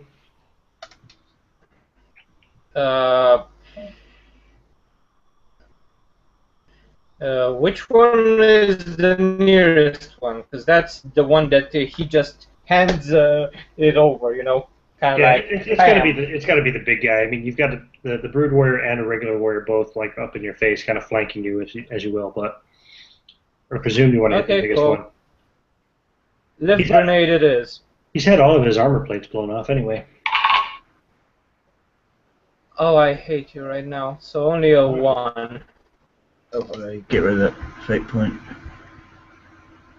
He doesn't have a fate. Oh, you're gonna get rid of your fate point. Yeah, good call. You saw that? I'm gonna get rid of it. Wow, What nobody's fate fate point? points, I'm at 0. Okay, so you got a 1. So what is that with you? Did you roll your explosives or something, or what? Yeah, I rolled my it's at guns. I thought it was grenades, isn't it? explosives engineering. Yeah, or it's that engineering? Oh yeah. Explosives Well, would. explosives that's engineering. Oh shit. What's the Then difference I between your engineering? re-roll. What's the difference between your engineering? and Engineering guns? is at 4 and guns is at 3. So I'll just give you an That's- extra 1. So, Yep. so you had a +1. So you got a +2. His Yeah. defense against that then is going to be, I think, just his athletics, I presume. Huh? He's going to try to athletically dodge. What is his athletics at, actually? I haven't rolled an athletics check for him, I don't think, yet. Oh, yeah, it's only a +1. That's right, I have. There you go. So you got a 2, he got a 1. You succeed. You hit. What does that And now grenade you do? see the. And now you see it floating helplessly in the air, and it's a persistent effect. What's the duration on it? So you see it just says persistent effect floating helplessly. Motherfucker, let me look at the rules. If it's okay, where was it at? Explosives. Ah, yeah, here it is. Explosives. Okay. What do you say? What Who do you want to let go next after you, anyway? Rolling after me would be the STG boss. Okay, So, Sigar, you can go ahead and start your go action. ahead. He lifts up the lift grenade effect. Cornered now by the Rachni going, it's like, fuck this, I didn't sign up for this, I signed up for sneaking into places. He's got his where's my head pistol? The Macan effects, and he's just point blank range, out, he's just going to shoot it into his face. What's my guns? 2, sweet. Oh, it's a persistent effect, as in it's continuous. It just continues, okay? Indefinitely. Yeah, Yeah. until it's dead, it just keeps on going. So you see, the big thing is helplessly floating in the air because of my grenade. Fuck it. Wow. Of course. Yeah. So you go to shoot it in the face, it moves its head real quick, and the bullet flies into the wall behind it. Yep, sounds about right. Actually, it succeeded with style, so it's going to create another boost against you. What's this boost going to be called? So it already got cornered. It's now going to get the boost intimidated, I'm going to call it.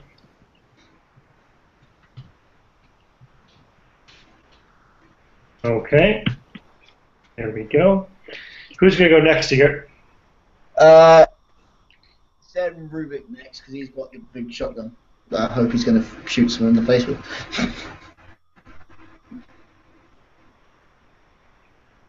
All right. That's you, Rubik. Yeah. I think. Okay, sorry about that. I will drop the shotgun, and when you using a stunt, do you have to get the style, or can you use your skill stunt? I think you use skill stunt. Which stunt are you trying to use? Army of One. Okay. What's it do? It is a it is a fighting skill, and you are one-man army. The odds doesn't matter to you when you are attacked. You spend 1 fate point, and the rest of the conflict, you ignore the bonuses of opponents that have attacks due to advantages in numbers. Typically, it assists bonus of minions attached to an opponent. Right. Yeah. This is not a mook fight at the moment, though. Oh, okay. So yeah, it wouldn't really help you much right now. If you were fighting against a whole bunch of mooks, where I was like 10 of these little things are attacking you, so they're going to get +9 to their roll, and they're all going to attack at once. You'd use that to say no, you're not affected by the fact that there's so many of it doesn't bother you. Okay, so I would still drop the assault rifle, and with quick draw, the gun stunt doesn't require a fate point. Shoot the shotgun right into the gut of the one in front of me. Go for it. Just looking at his stress. Well, yeah, okay. Let's see where he's at. So you got a 4. For great. Let's see his dodge. He got a 4, so it's a tie. I will invoke.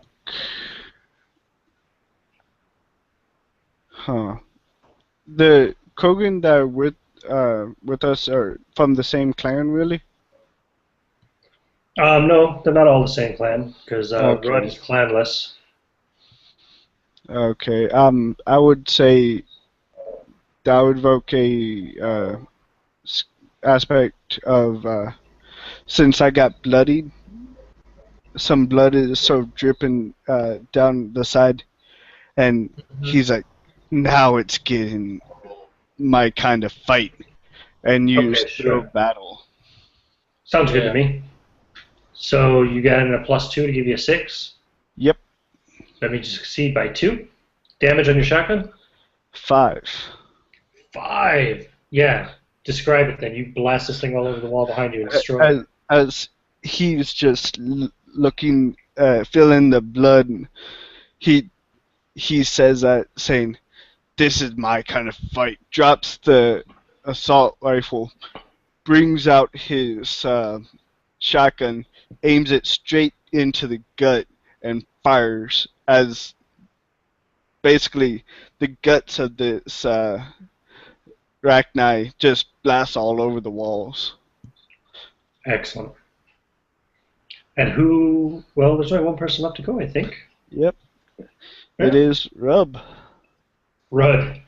Rud. So, Rub. Rudd.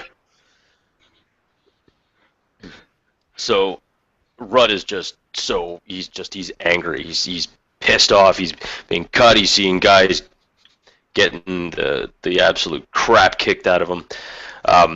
He looks at this Rachni as this hated foe, and he gets flashbacks to all of his members of his clan, fighting, and just hordes of Rachni coming over and just like carving them up, and he just starts to twitch, and he just starts getting so angry, and finally just the rage takes over him. He grabs one of the Rachni and takes his sniper rifle and shoves it through where his mouth is, and aims the sniper rifle at the behemoth and basically shoots through the Rachni that's attacking him right into the behemoth. And man, if I had a fate point, this would work out way better. But we're just gonna. Can anyone lend me a fate point? Can we even do that? Can that even be a thing? They could, but nobody has a fate point. Yeah. I know they could. You can't lend fate points actually. No. Although that would be awesome. It's pretty cool idea, though, so go for it. I think give him one just for the description. No, it's not like inspiration, unfortunately.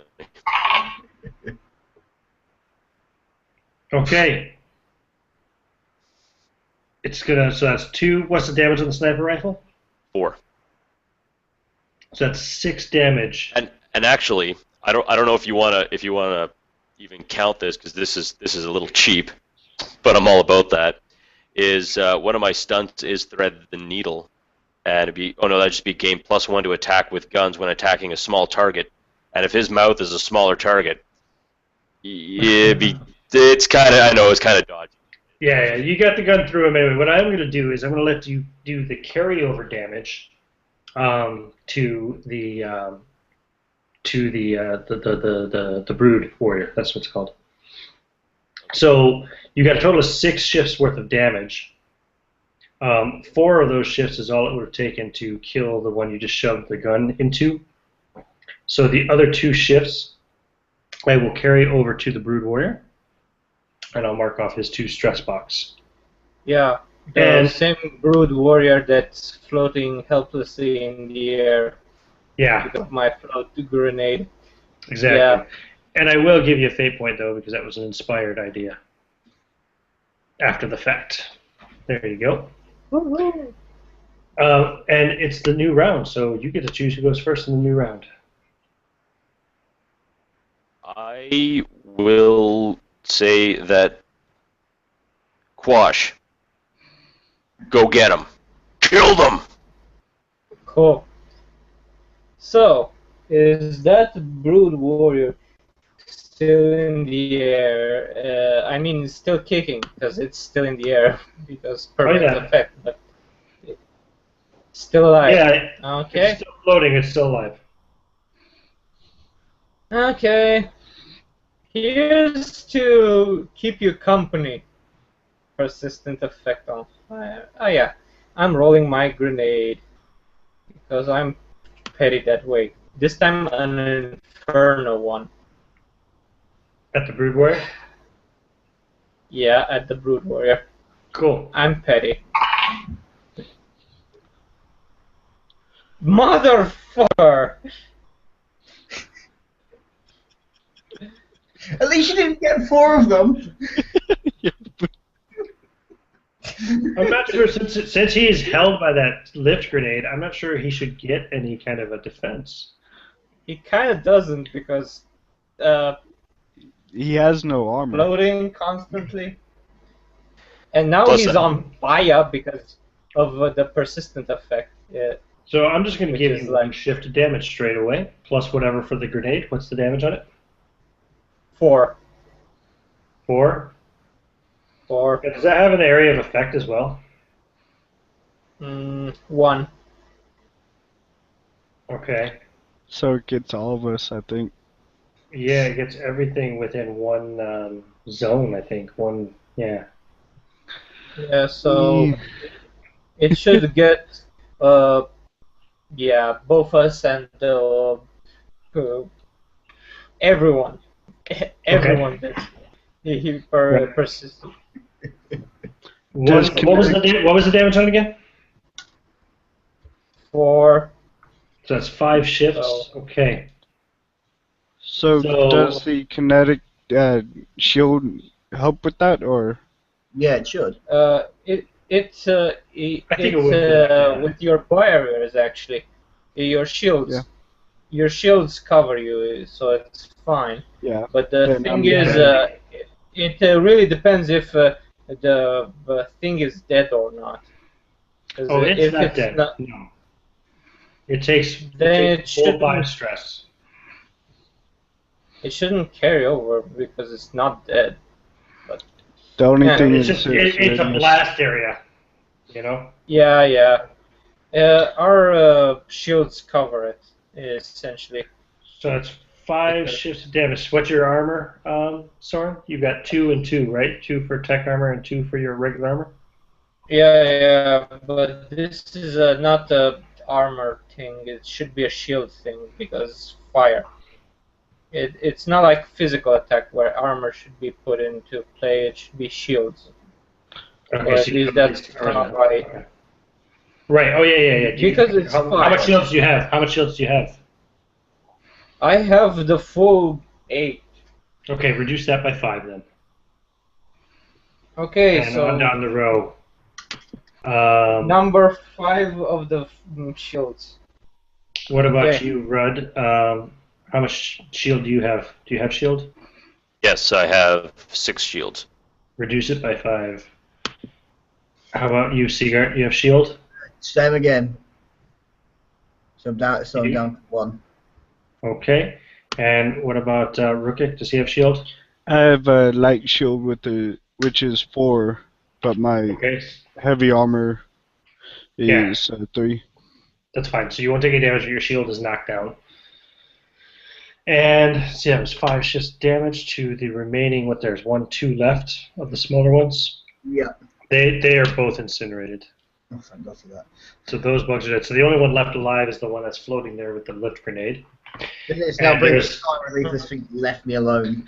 It's stuck floating there Yeah. with the lift grenade, and there's 4 of you there. So I would just say, rather than going through a whole bunch more dice rolls, that you guys can just finish it off and destroy Yeah. it. I'm just going to draw my locust as well and the pistol and just dual wield it. I just pull up my shotgun. Boom. Yeah, I'm You- going to shoot it with my locust as well. Since this thing's floating, if he's shooting it with a shotgun, wouldn't the force like knock it as well? So it's like floating Probably, around. yeah, So exactly. if that's in the middle of us, as we're all just laying into this thing because we're that pissed off of it, you'll just see it like bounce back and forwards. Yeah. Yep. One of my favorite things to do in the very first Mass Effect game was to hit somebody with lift and lift them up, and then hit them with throw. Like try to stand right under them and hit them with throw and see how high you could, if you could launch them almost into orbit. You know? Sometimes they but just this go is- flying, like you'd lose sight of them. It's like, wow. Yeah, but this is like a small corridor, so. With the nice ragdoll effect too, they'd be cartwheeling. Yep. Okay, so you've defeated now- them. Your shields can recharge because you're basically out of combat now. Yeah, finally. This is how lucky you are, Sigart. You see, I had 2 boosts on you. That guy would have attacked you this round. He'd have had +4. Yeah. Those 2 boosts. I was So- going. I was going. Someone please just shoot this thing. Yeah, you're welcome. I used my grenade and killed everyone. So the door is open to the bridge. You can see the bridge. Okay, so this you can aspect I see- can take. You can see the fleet ahead, the Asari Defense Fleet, as the ship is moving into Thessian space. So And I the can, shadow- because I'm a Krogan, can I take this aspect off, or does it stay on me? Oh yeah, you can remove a mild consequence for your Krogan Okay. thing. Yay! Everything's back to full health. Yay! Whatever that regeneration thing is, yeah. And you guys get all your stress back as well, yeah. So you guys Cool. got full- Yep. Cool. And Gorf turns to Mr. Ace, Mr. Bossman, and tells, "All yours." And that points to the control panels. Yeah, so I'm still, Right. I'm still jacked in, won't I? I'm still jacked in on the Omni tool. Yep. The Dreadnought's floating towards Thessia in space. What I'm going to do is swim at the bridge. I'm just going to overload. I'm going to overload the engines and just try and blow the hell. Get it set on a self-destruct. Enough time for us to just peg it back to the shuttle and get off, but just blow this thing out of the water. Basically, that is my aim. Okay. Yes. I wouldn't. I'd like to just, tell Sigurd that. Why don't you just stop the ship? Tell those damn Asari to get their blue asses on here. They can clear it. It's their dreadnought. Last thing we want is to piss off a bunch of biotic bitches.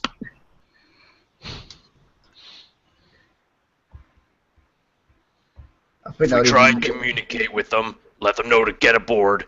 We've secured the bridge. They can get their asses up on here and sort this mess out themselves. I'm going to compel you, Sigart, and you can't refuse it because you have 8 points to do so. There's always a way. He might have a point. Yep. All right, we'll do that then. I'll be on there. I'll start. I was that pissed off by the Rachni. I was like, I wasn't thinking straight. I was like, I just want to blow these things to hell. I was like, cooler minds, obviously, persuaded me. So I'm back in the system. I've jacked into their comms. I'm just sending an IFF out to them, going, get the hell out of here quick. So you get a fate point for that. Yay. Roll your. You can't affect the engines through your armor tool. You're not hacked into that kind of system yet, so you can roll okay. your systems check here to try to see if you can get control of the engines. Mm-hmm. Oops. That's a 6.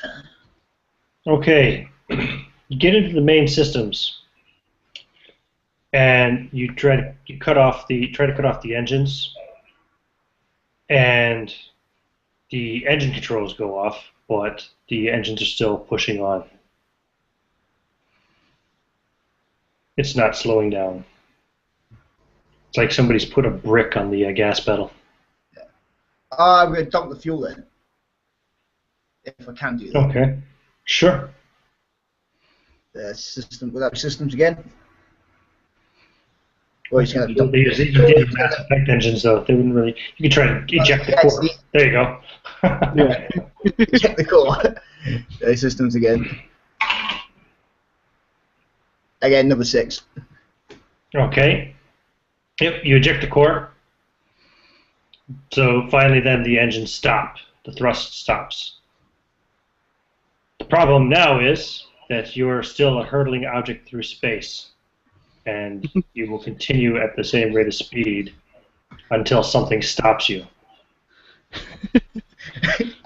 Well, I'm just going to send a message over. I'm going to put in. I have this. I'm going to get on the comms to the Asari, and luckily I have deceit.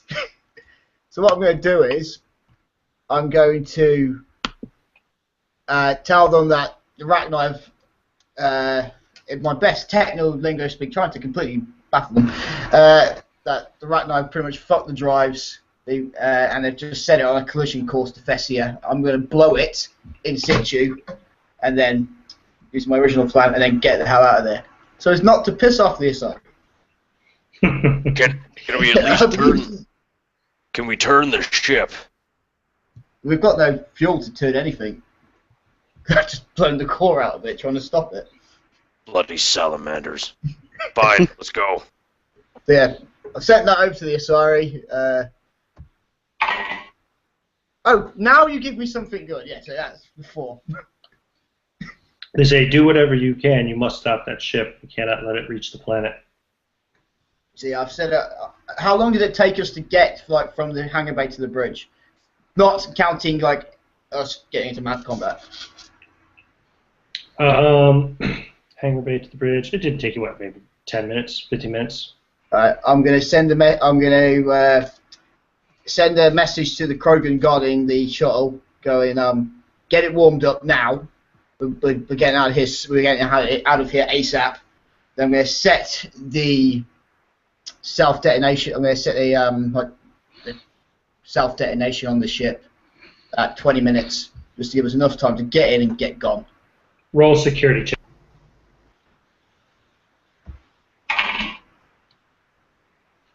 Seven. The problem is, you cannot remotely activate the core from the bridge because the core has been ejected. In order to detonate it, you're going to have to set explosives. I'll just turn to demo expert. Get this thing blown up! Hi! What if we point the guns at the ship itself? Can we do that? The guns are inside it. The guns are lined up, aren't they? I don't think we could.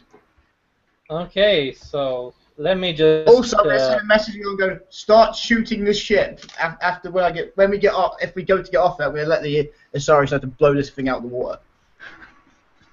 Okay, I'm setting off the first set of charges. Now that the core is gone, I'm going to change some of these aspects. You are now in 0 gravity. Yes. No lights.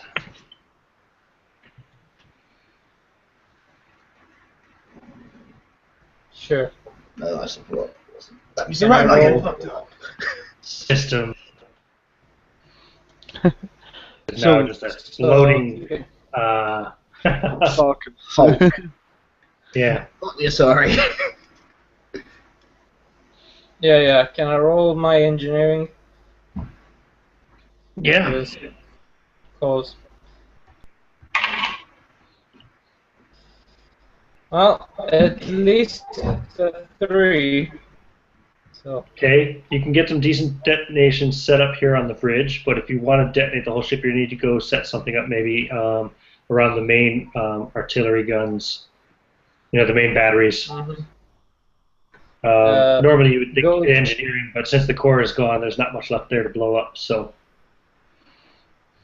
He turns to the rest of the squad and says, Hey, I need to set some explosives near the artillery. Do it then. Let's get going. "Alright then." He runs up to the main guns of the artillery and so we'll say you put a timer here on these ones, or are you going to set it on a switch? remote. I'm Remote? Okay, cool. putting it on a switch. And Okay, how do you guys want to? He's going to have to go through the ship to get to the main batteries. Are you all going to go with him? Uh-huh. How do you want to split up? If you want to split up, or what? Is the main battery very far from the bridge? It's a decent distance, yeah. It's going to take him, in order to get to the main battery and then back to the shuttle bay, I want to say it's going to take him 20 to 25 minutes. Because I was going to think, because would it be faster to run to the hangar, get on the shuttle, and then fly around to a hangar bay that's closer to the main battery? Would that be... We're at For that- 0G. We need to swim, Basically, yeah. essentially. For that matter, yeah, you could just try to land take the shuttle and land outside the ship near the main batteries and do it from outside. You could try that. Yeah. Okay. Uh, I need let me see, what would it be? A rapport check from Sigart, who gave the order to the other Krogan with the shuttle to... So that's one.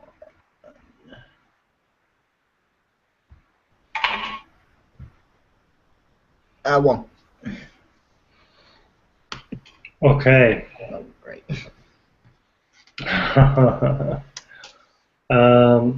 Difficulty on that would have been great, yeah. So, even if you spend a fate point. Okay, so here's what happens. You guys go around to the shuttle bay. You get there. It's all dark. You're using like lights that you have, like old-fashioned kind of flashlight style things. I think they used those in Mass Effect 3, didn't they? And you're looking around, trying to signal for the other Krogan in the shuttle. They're not signaling back.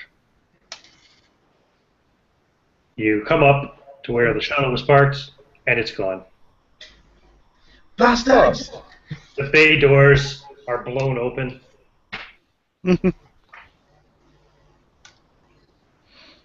Well, I figure it's going to Hey, be a one-way trip. Well, if it's going to be a one-way trip, let's have fun while we're doing it. Blow the whole thing now. So you guys do have like what are they called, EVA suits or whatever you want to call them, yeah, environmental suits that keep us breathing, and oh shit, Krogan have redundant systems that keep them alive. They even said this in Mass Effect 2. Yes, they do. But You're right. Solarians don't. No, I've got an EVA suit on though. I'm good for like a day in vacuum. So Okay. essentially, the Krogan would be I've got fine. crazy shit on me. How far? Let's say away the is Krogan just. Can we calm How the far- Krogan, or are they still in reach? Or yeah, you can try to radio them again. me being so much pissed that they gone off, it's like, come back here and pick us up now, type thing. And Okay, that'd it's going to be a rapport roll. Yep. I don't think I have that, but I will try it anyways. Yeah, this is Soren, I'm going to compel you to already be setting all the explosives and get ready to blow shit up for your Nope. fire. all right. Flying So away, they give you the finger. I'll have to start putting on the explosives, right? Essentially. Yeah. If that's the compel.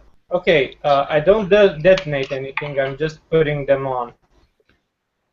Right. Awesome, Wow. I got a 6. Yeah, you're getting everything rigged up. Yay. You notice too, as you're traveling through the ship to the different areas for the batteries to set the explosives, you come across Rachni, and they're dead. They've choked to death since all the life support was taken off the ship. You essentially killed everything on the ship when you ejected the core, everything that wasn't in an EVA suit. And Rachni don't wear EVA suits. No, they don't. You're welcome. When you radio the Krogan and say, "Get your asses back here and pick us up," they get back on. They're like, "Fuck you! We heard the order to blow the ship. We're not taking the chance. We're getting out of here. Good luck. We'll watch the fireworks from out here.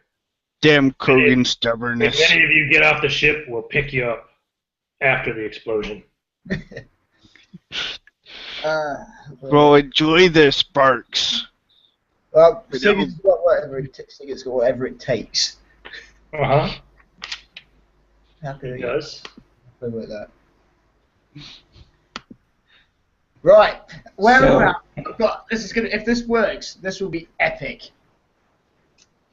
Because Solarius is nice and slim, so hopefully they won't see this. But whereabouts, in reference to the hangar bay opening, is the shuttle? You can't see it. It's far. It's gotten pretty far away because it doesn't want to be able to do the explosion. It's not in visual range. That's Like, not by the naked eye. That's probably not going to work then. I was going to do a shepherd. Yeah. I was just launch myself at it and hack the systems, vent the ship, if I landed on the thing, vent the shuttle, suck them all out, get in and come pick everyone up. But an interesting and homicidal idea, but I did say I was like Morden. They pissed me off. Absolutely. Hey, Absolutely. how about this? We're still in zero gravity, right? Oh We yeah. have our Right, exosuits. Mhm. Yeah, we have our environmental suits. Why don't we just take us from outside of the ship itself, and then I put it down the trigger, and then the blast will essentially will ride the shockwave onto the ship. You know, propellers there. That would be good, except for one tiny insignificant problem of being completely and utterly incinerated. Other than that, brilliant plan. But there's the incineration factor. If you get far enough away before the explosion to stay out of the incineration blast, you might be okay. But yeah, How long if you're that far away, the trigger won't work. Is there any looking around? Is there any floating fire extinguishers? Sure. I'm gonna grab Why not? I'm gonna grab a couple of those ready for moving. One in each arm and just to get tucked under. Like, right, this should work. Right, use them as propulsion devices. Why not? Using my Solarius nuts. Is it enough for everybody, or just Yeah, not I enough? think that the blast Sure. blast Why doors. not? Big ass ship, right? It's massive. Yeah. There's got to be at least 8 fire extinguishers on Right, the it's a ship. technical. There should be enough there. So let's. Fire extinguisher vending machines everywhere. Well, there should be. So, okay. Everyone takes Here we got one. change for a $5. I need a couple of fire extinguishers, damn it. I got your 5 creds. You're right here. And he puts it down 5 creds. So how do you guys want to go about this? Right, we need to get off this shit. Well, I'll the start. general idea. Yeah, I'll the start. general idea would be everyone swimming outside of the ship in zero gravity, and we'll I understand be that part. in effective. Yeah, and when the explosion starts happening, we start using the fire extinguishers to propulse us even farther, This is and gonna be hopefully. I would interesting. say What were you trying to that say, Mike? Well, actually, what I was going to say was, instead of using the fire extinguishers, I might use my sniper rifle since it's got a heavy recoil, and I'll probably end up shooting backwards. So I'll just aim it at the open hangar door. I'm gonna swim out to as far as I can beyond the hangar door, aim the rifle back into the ship, and then use the propulsion of the sniper rifle to just push me back as far as I possibly can. Sure, you can give that a shot. What were you going to say, Johnny? See what you did there. Yeah. I was going to say that what you should do is get out to somewhat the edge of where he thinks that trigger would not go off, like just before the edge, and then trigger it, and then yeah, that's exactly the start plan. going and then continue. using the fire extinguishers for propulsion. Although Ruddy is said that he wants to use sniper rifle instead of fire extinguisher. So essentially we are all in position right now outside of the ship at the limit where the detonators work. Okay. Hold on I'm a second. So, did you want to add anything before the explosion, Sigurd, before we execute? Or are you happy with the plan? Just nothing over the comms. Just I've localized the team net. Whoever gets to the shuttle first gets 5,000 credits. Then go. You got it, boss. And Does anybody want to try to get a head start before? Yeah, me. As I shoot my shotgun. Pressing the button in 3, 2, 1. Okay. Bam! 6. Okay. So that's going to set difficulty. Now, Mike, you're using your sniper rifle. I'm going to have you roll your shoot skill as if you were attacking with the sniper rifle. Sounds good. Now, listen, Dice. You don't like me and I don't like you. To make this happen. Oh, no. Fuck all y'all dice. Damn it. Oh, but I will use my fate point to add +2 to that. No, wait. Because do I have to beat a 6? Yeah, you got to beat a 6. Yeah, the one time I rolled well. Yeah, exactly. I know. You couldn't have rolled a terrible or an awful or some shit. No. All right, I'll use my fate point to re-roll, I guess, because that's pretty much all I can do. Yeah. That'll work, goddamn it. You have 0 fate points left. Okay. You almost make it, but you get hit with a bit of the blast and a bit of the fire on the outside, and it damages your suit well enough to where you suffocate in the cold vacuum of space. Slowly, because you're a Krogan, it takes you a little bit longer. But unfortunately for poor Rudd, he just didn't quite make it. Jeremy. Okay. Did you say you were using your shotgun instead of the... okay, go ahead and roll shoot skill with your shotgun. Let's hope. You have no fate points left either. No. Oh yeah, you're completely incinerated in the blast, unfortunately. Sigurd. Yep.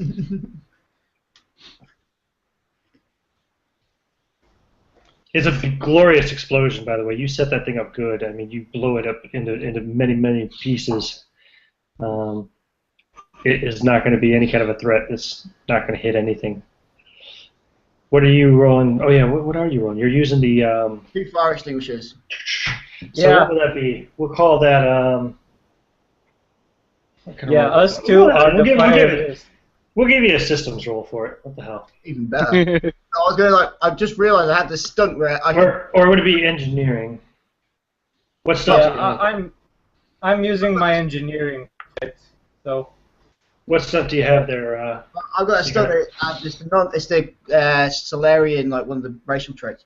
It's once per scene, or I can roll the bonus of another skill in any rolled place. So I'll be using my systems. Right. So just roll in place of the engineer. Cool. Go for it. 6. Yep. You tie. Yeah. Awesome. Tied you. Break point +2. Oh, 3 point +2. You succeed. Okay.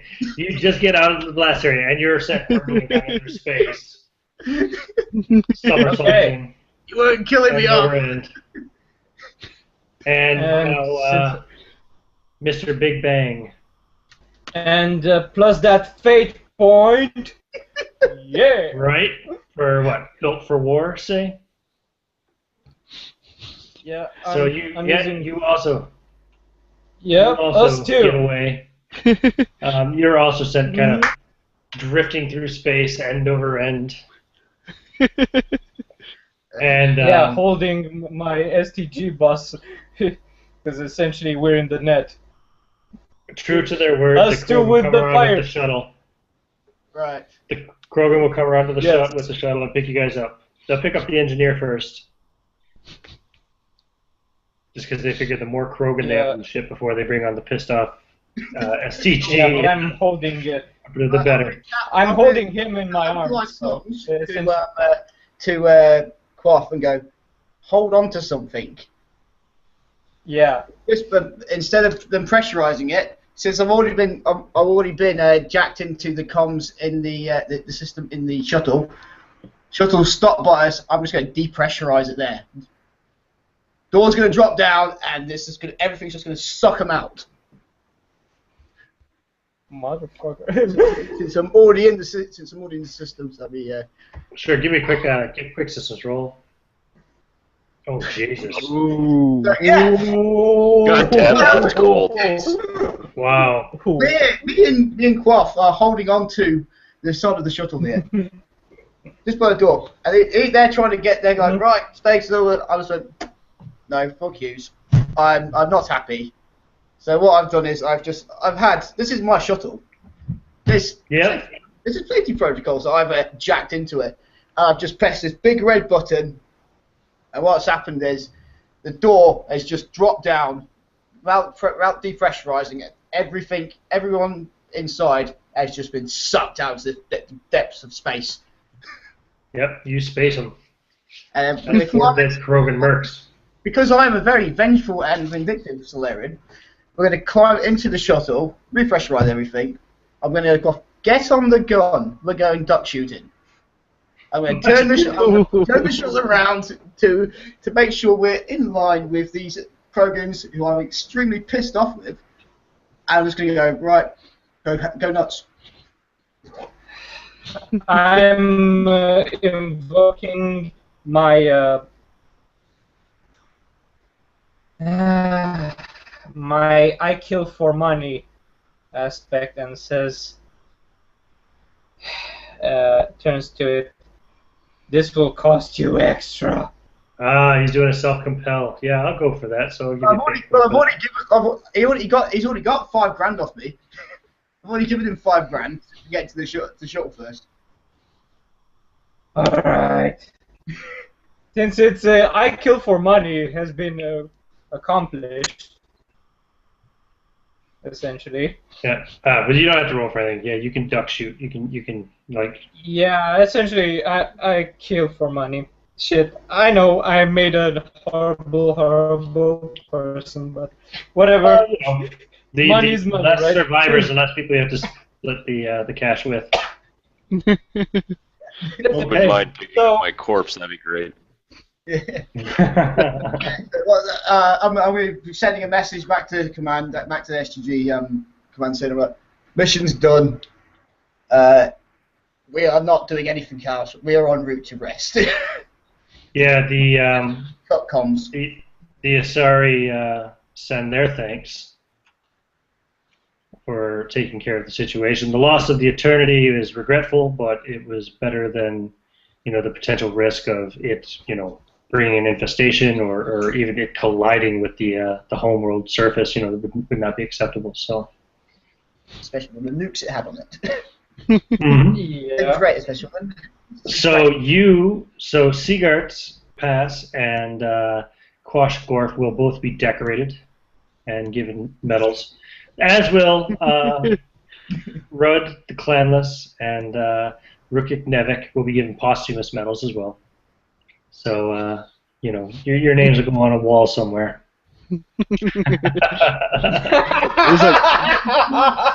It's like nothing. Nothing is left of me.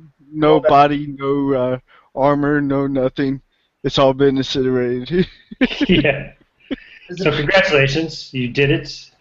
We only actually really had one combat scene, but it was no, we had a couple, but we had one big combat scene, and it was pretty intensive though. I wasn't quite sure how well it was going to go. Yeah. There. I had to do my game over man speech.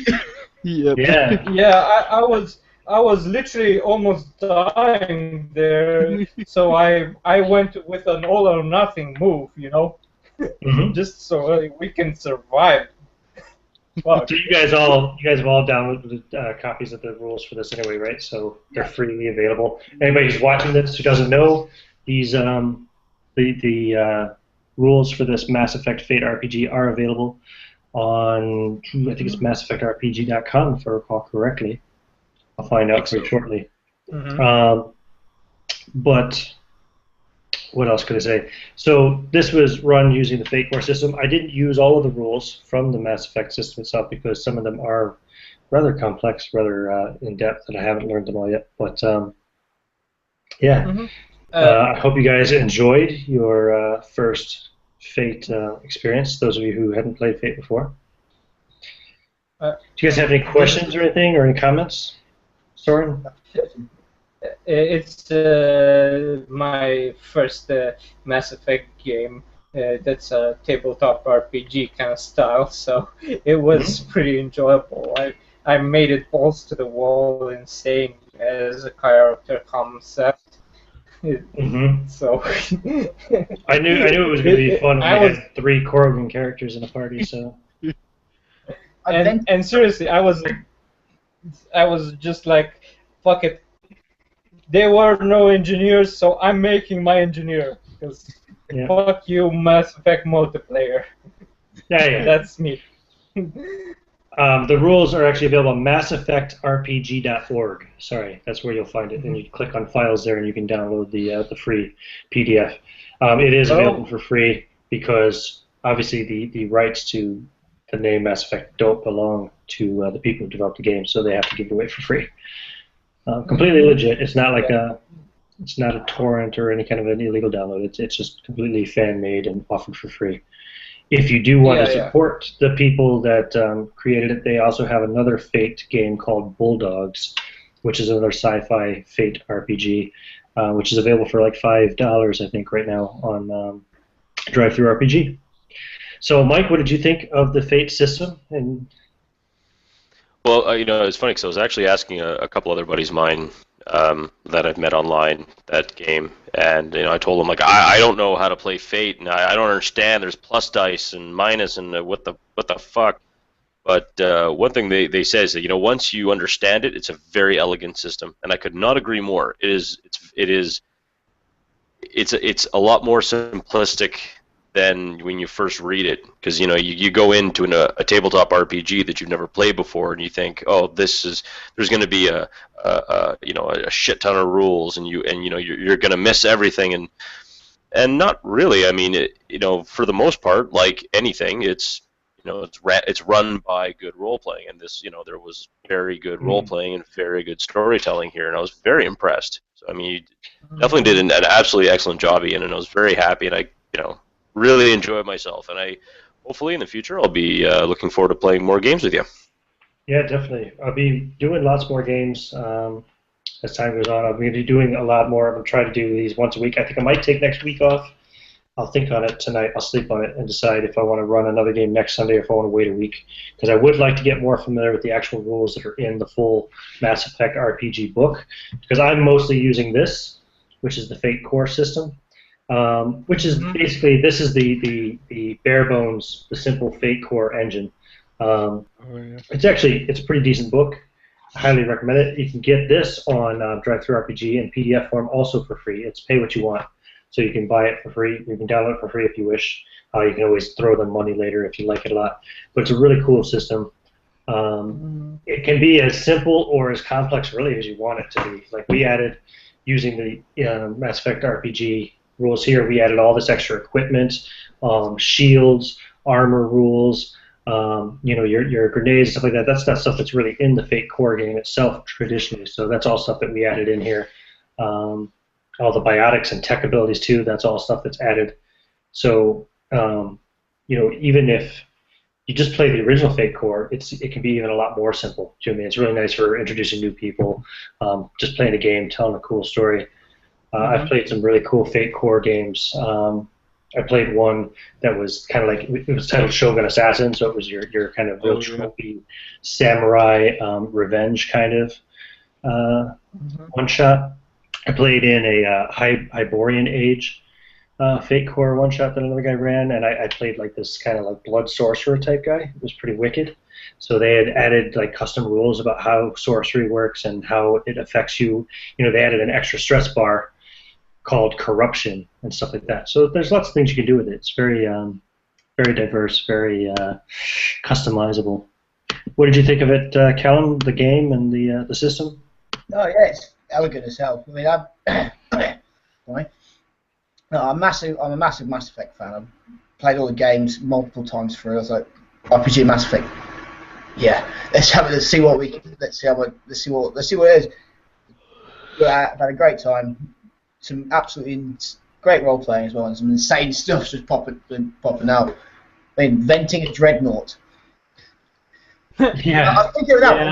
I decided to do that at the start. Yeah. But I figure once you ejected the engines, I figure the everything opens up. There's no more power for the basic system, so gravity goes off, life support goes off. There's already multiple breaches in the hull, so I figured it wouldn't take too long for the air to run out. It was pretty cool. There was a lot of really cool maneuvers and stuff that people pulled off.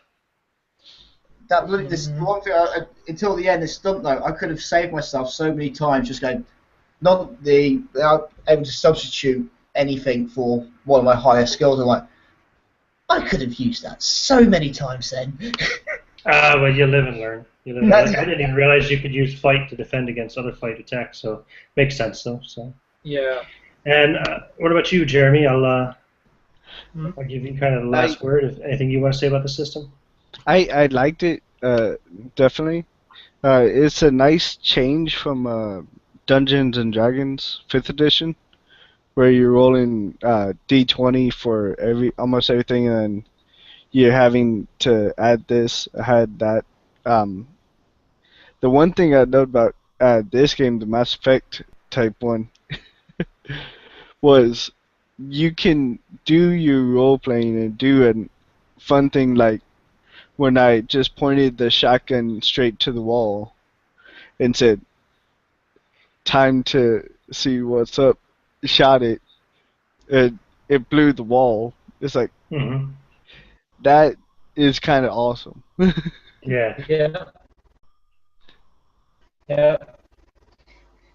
Essentially, I'll be running as well a campaign in the Mass Effect universe sometime soon. I'll have to talk to Ian more about the system itself and get a few ideas on how to actually structure the adventure itself, but expect sometime on the RPG group. Man, I had very little prep for this adventure. Like, as far as, I don't like to over prep anyway. I like to leave things open for improv and stuff. But this is all of my notes for running this game. Okay? That's it. I've got some information on each of your characters.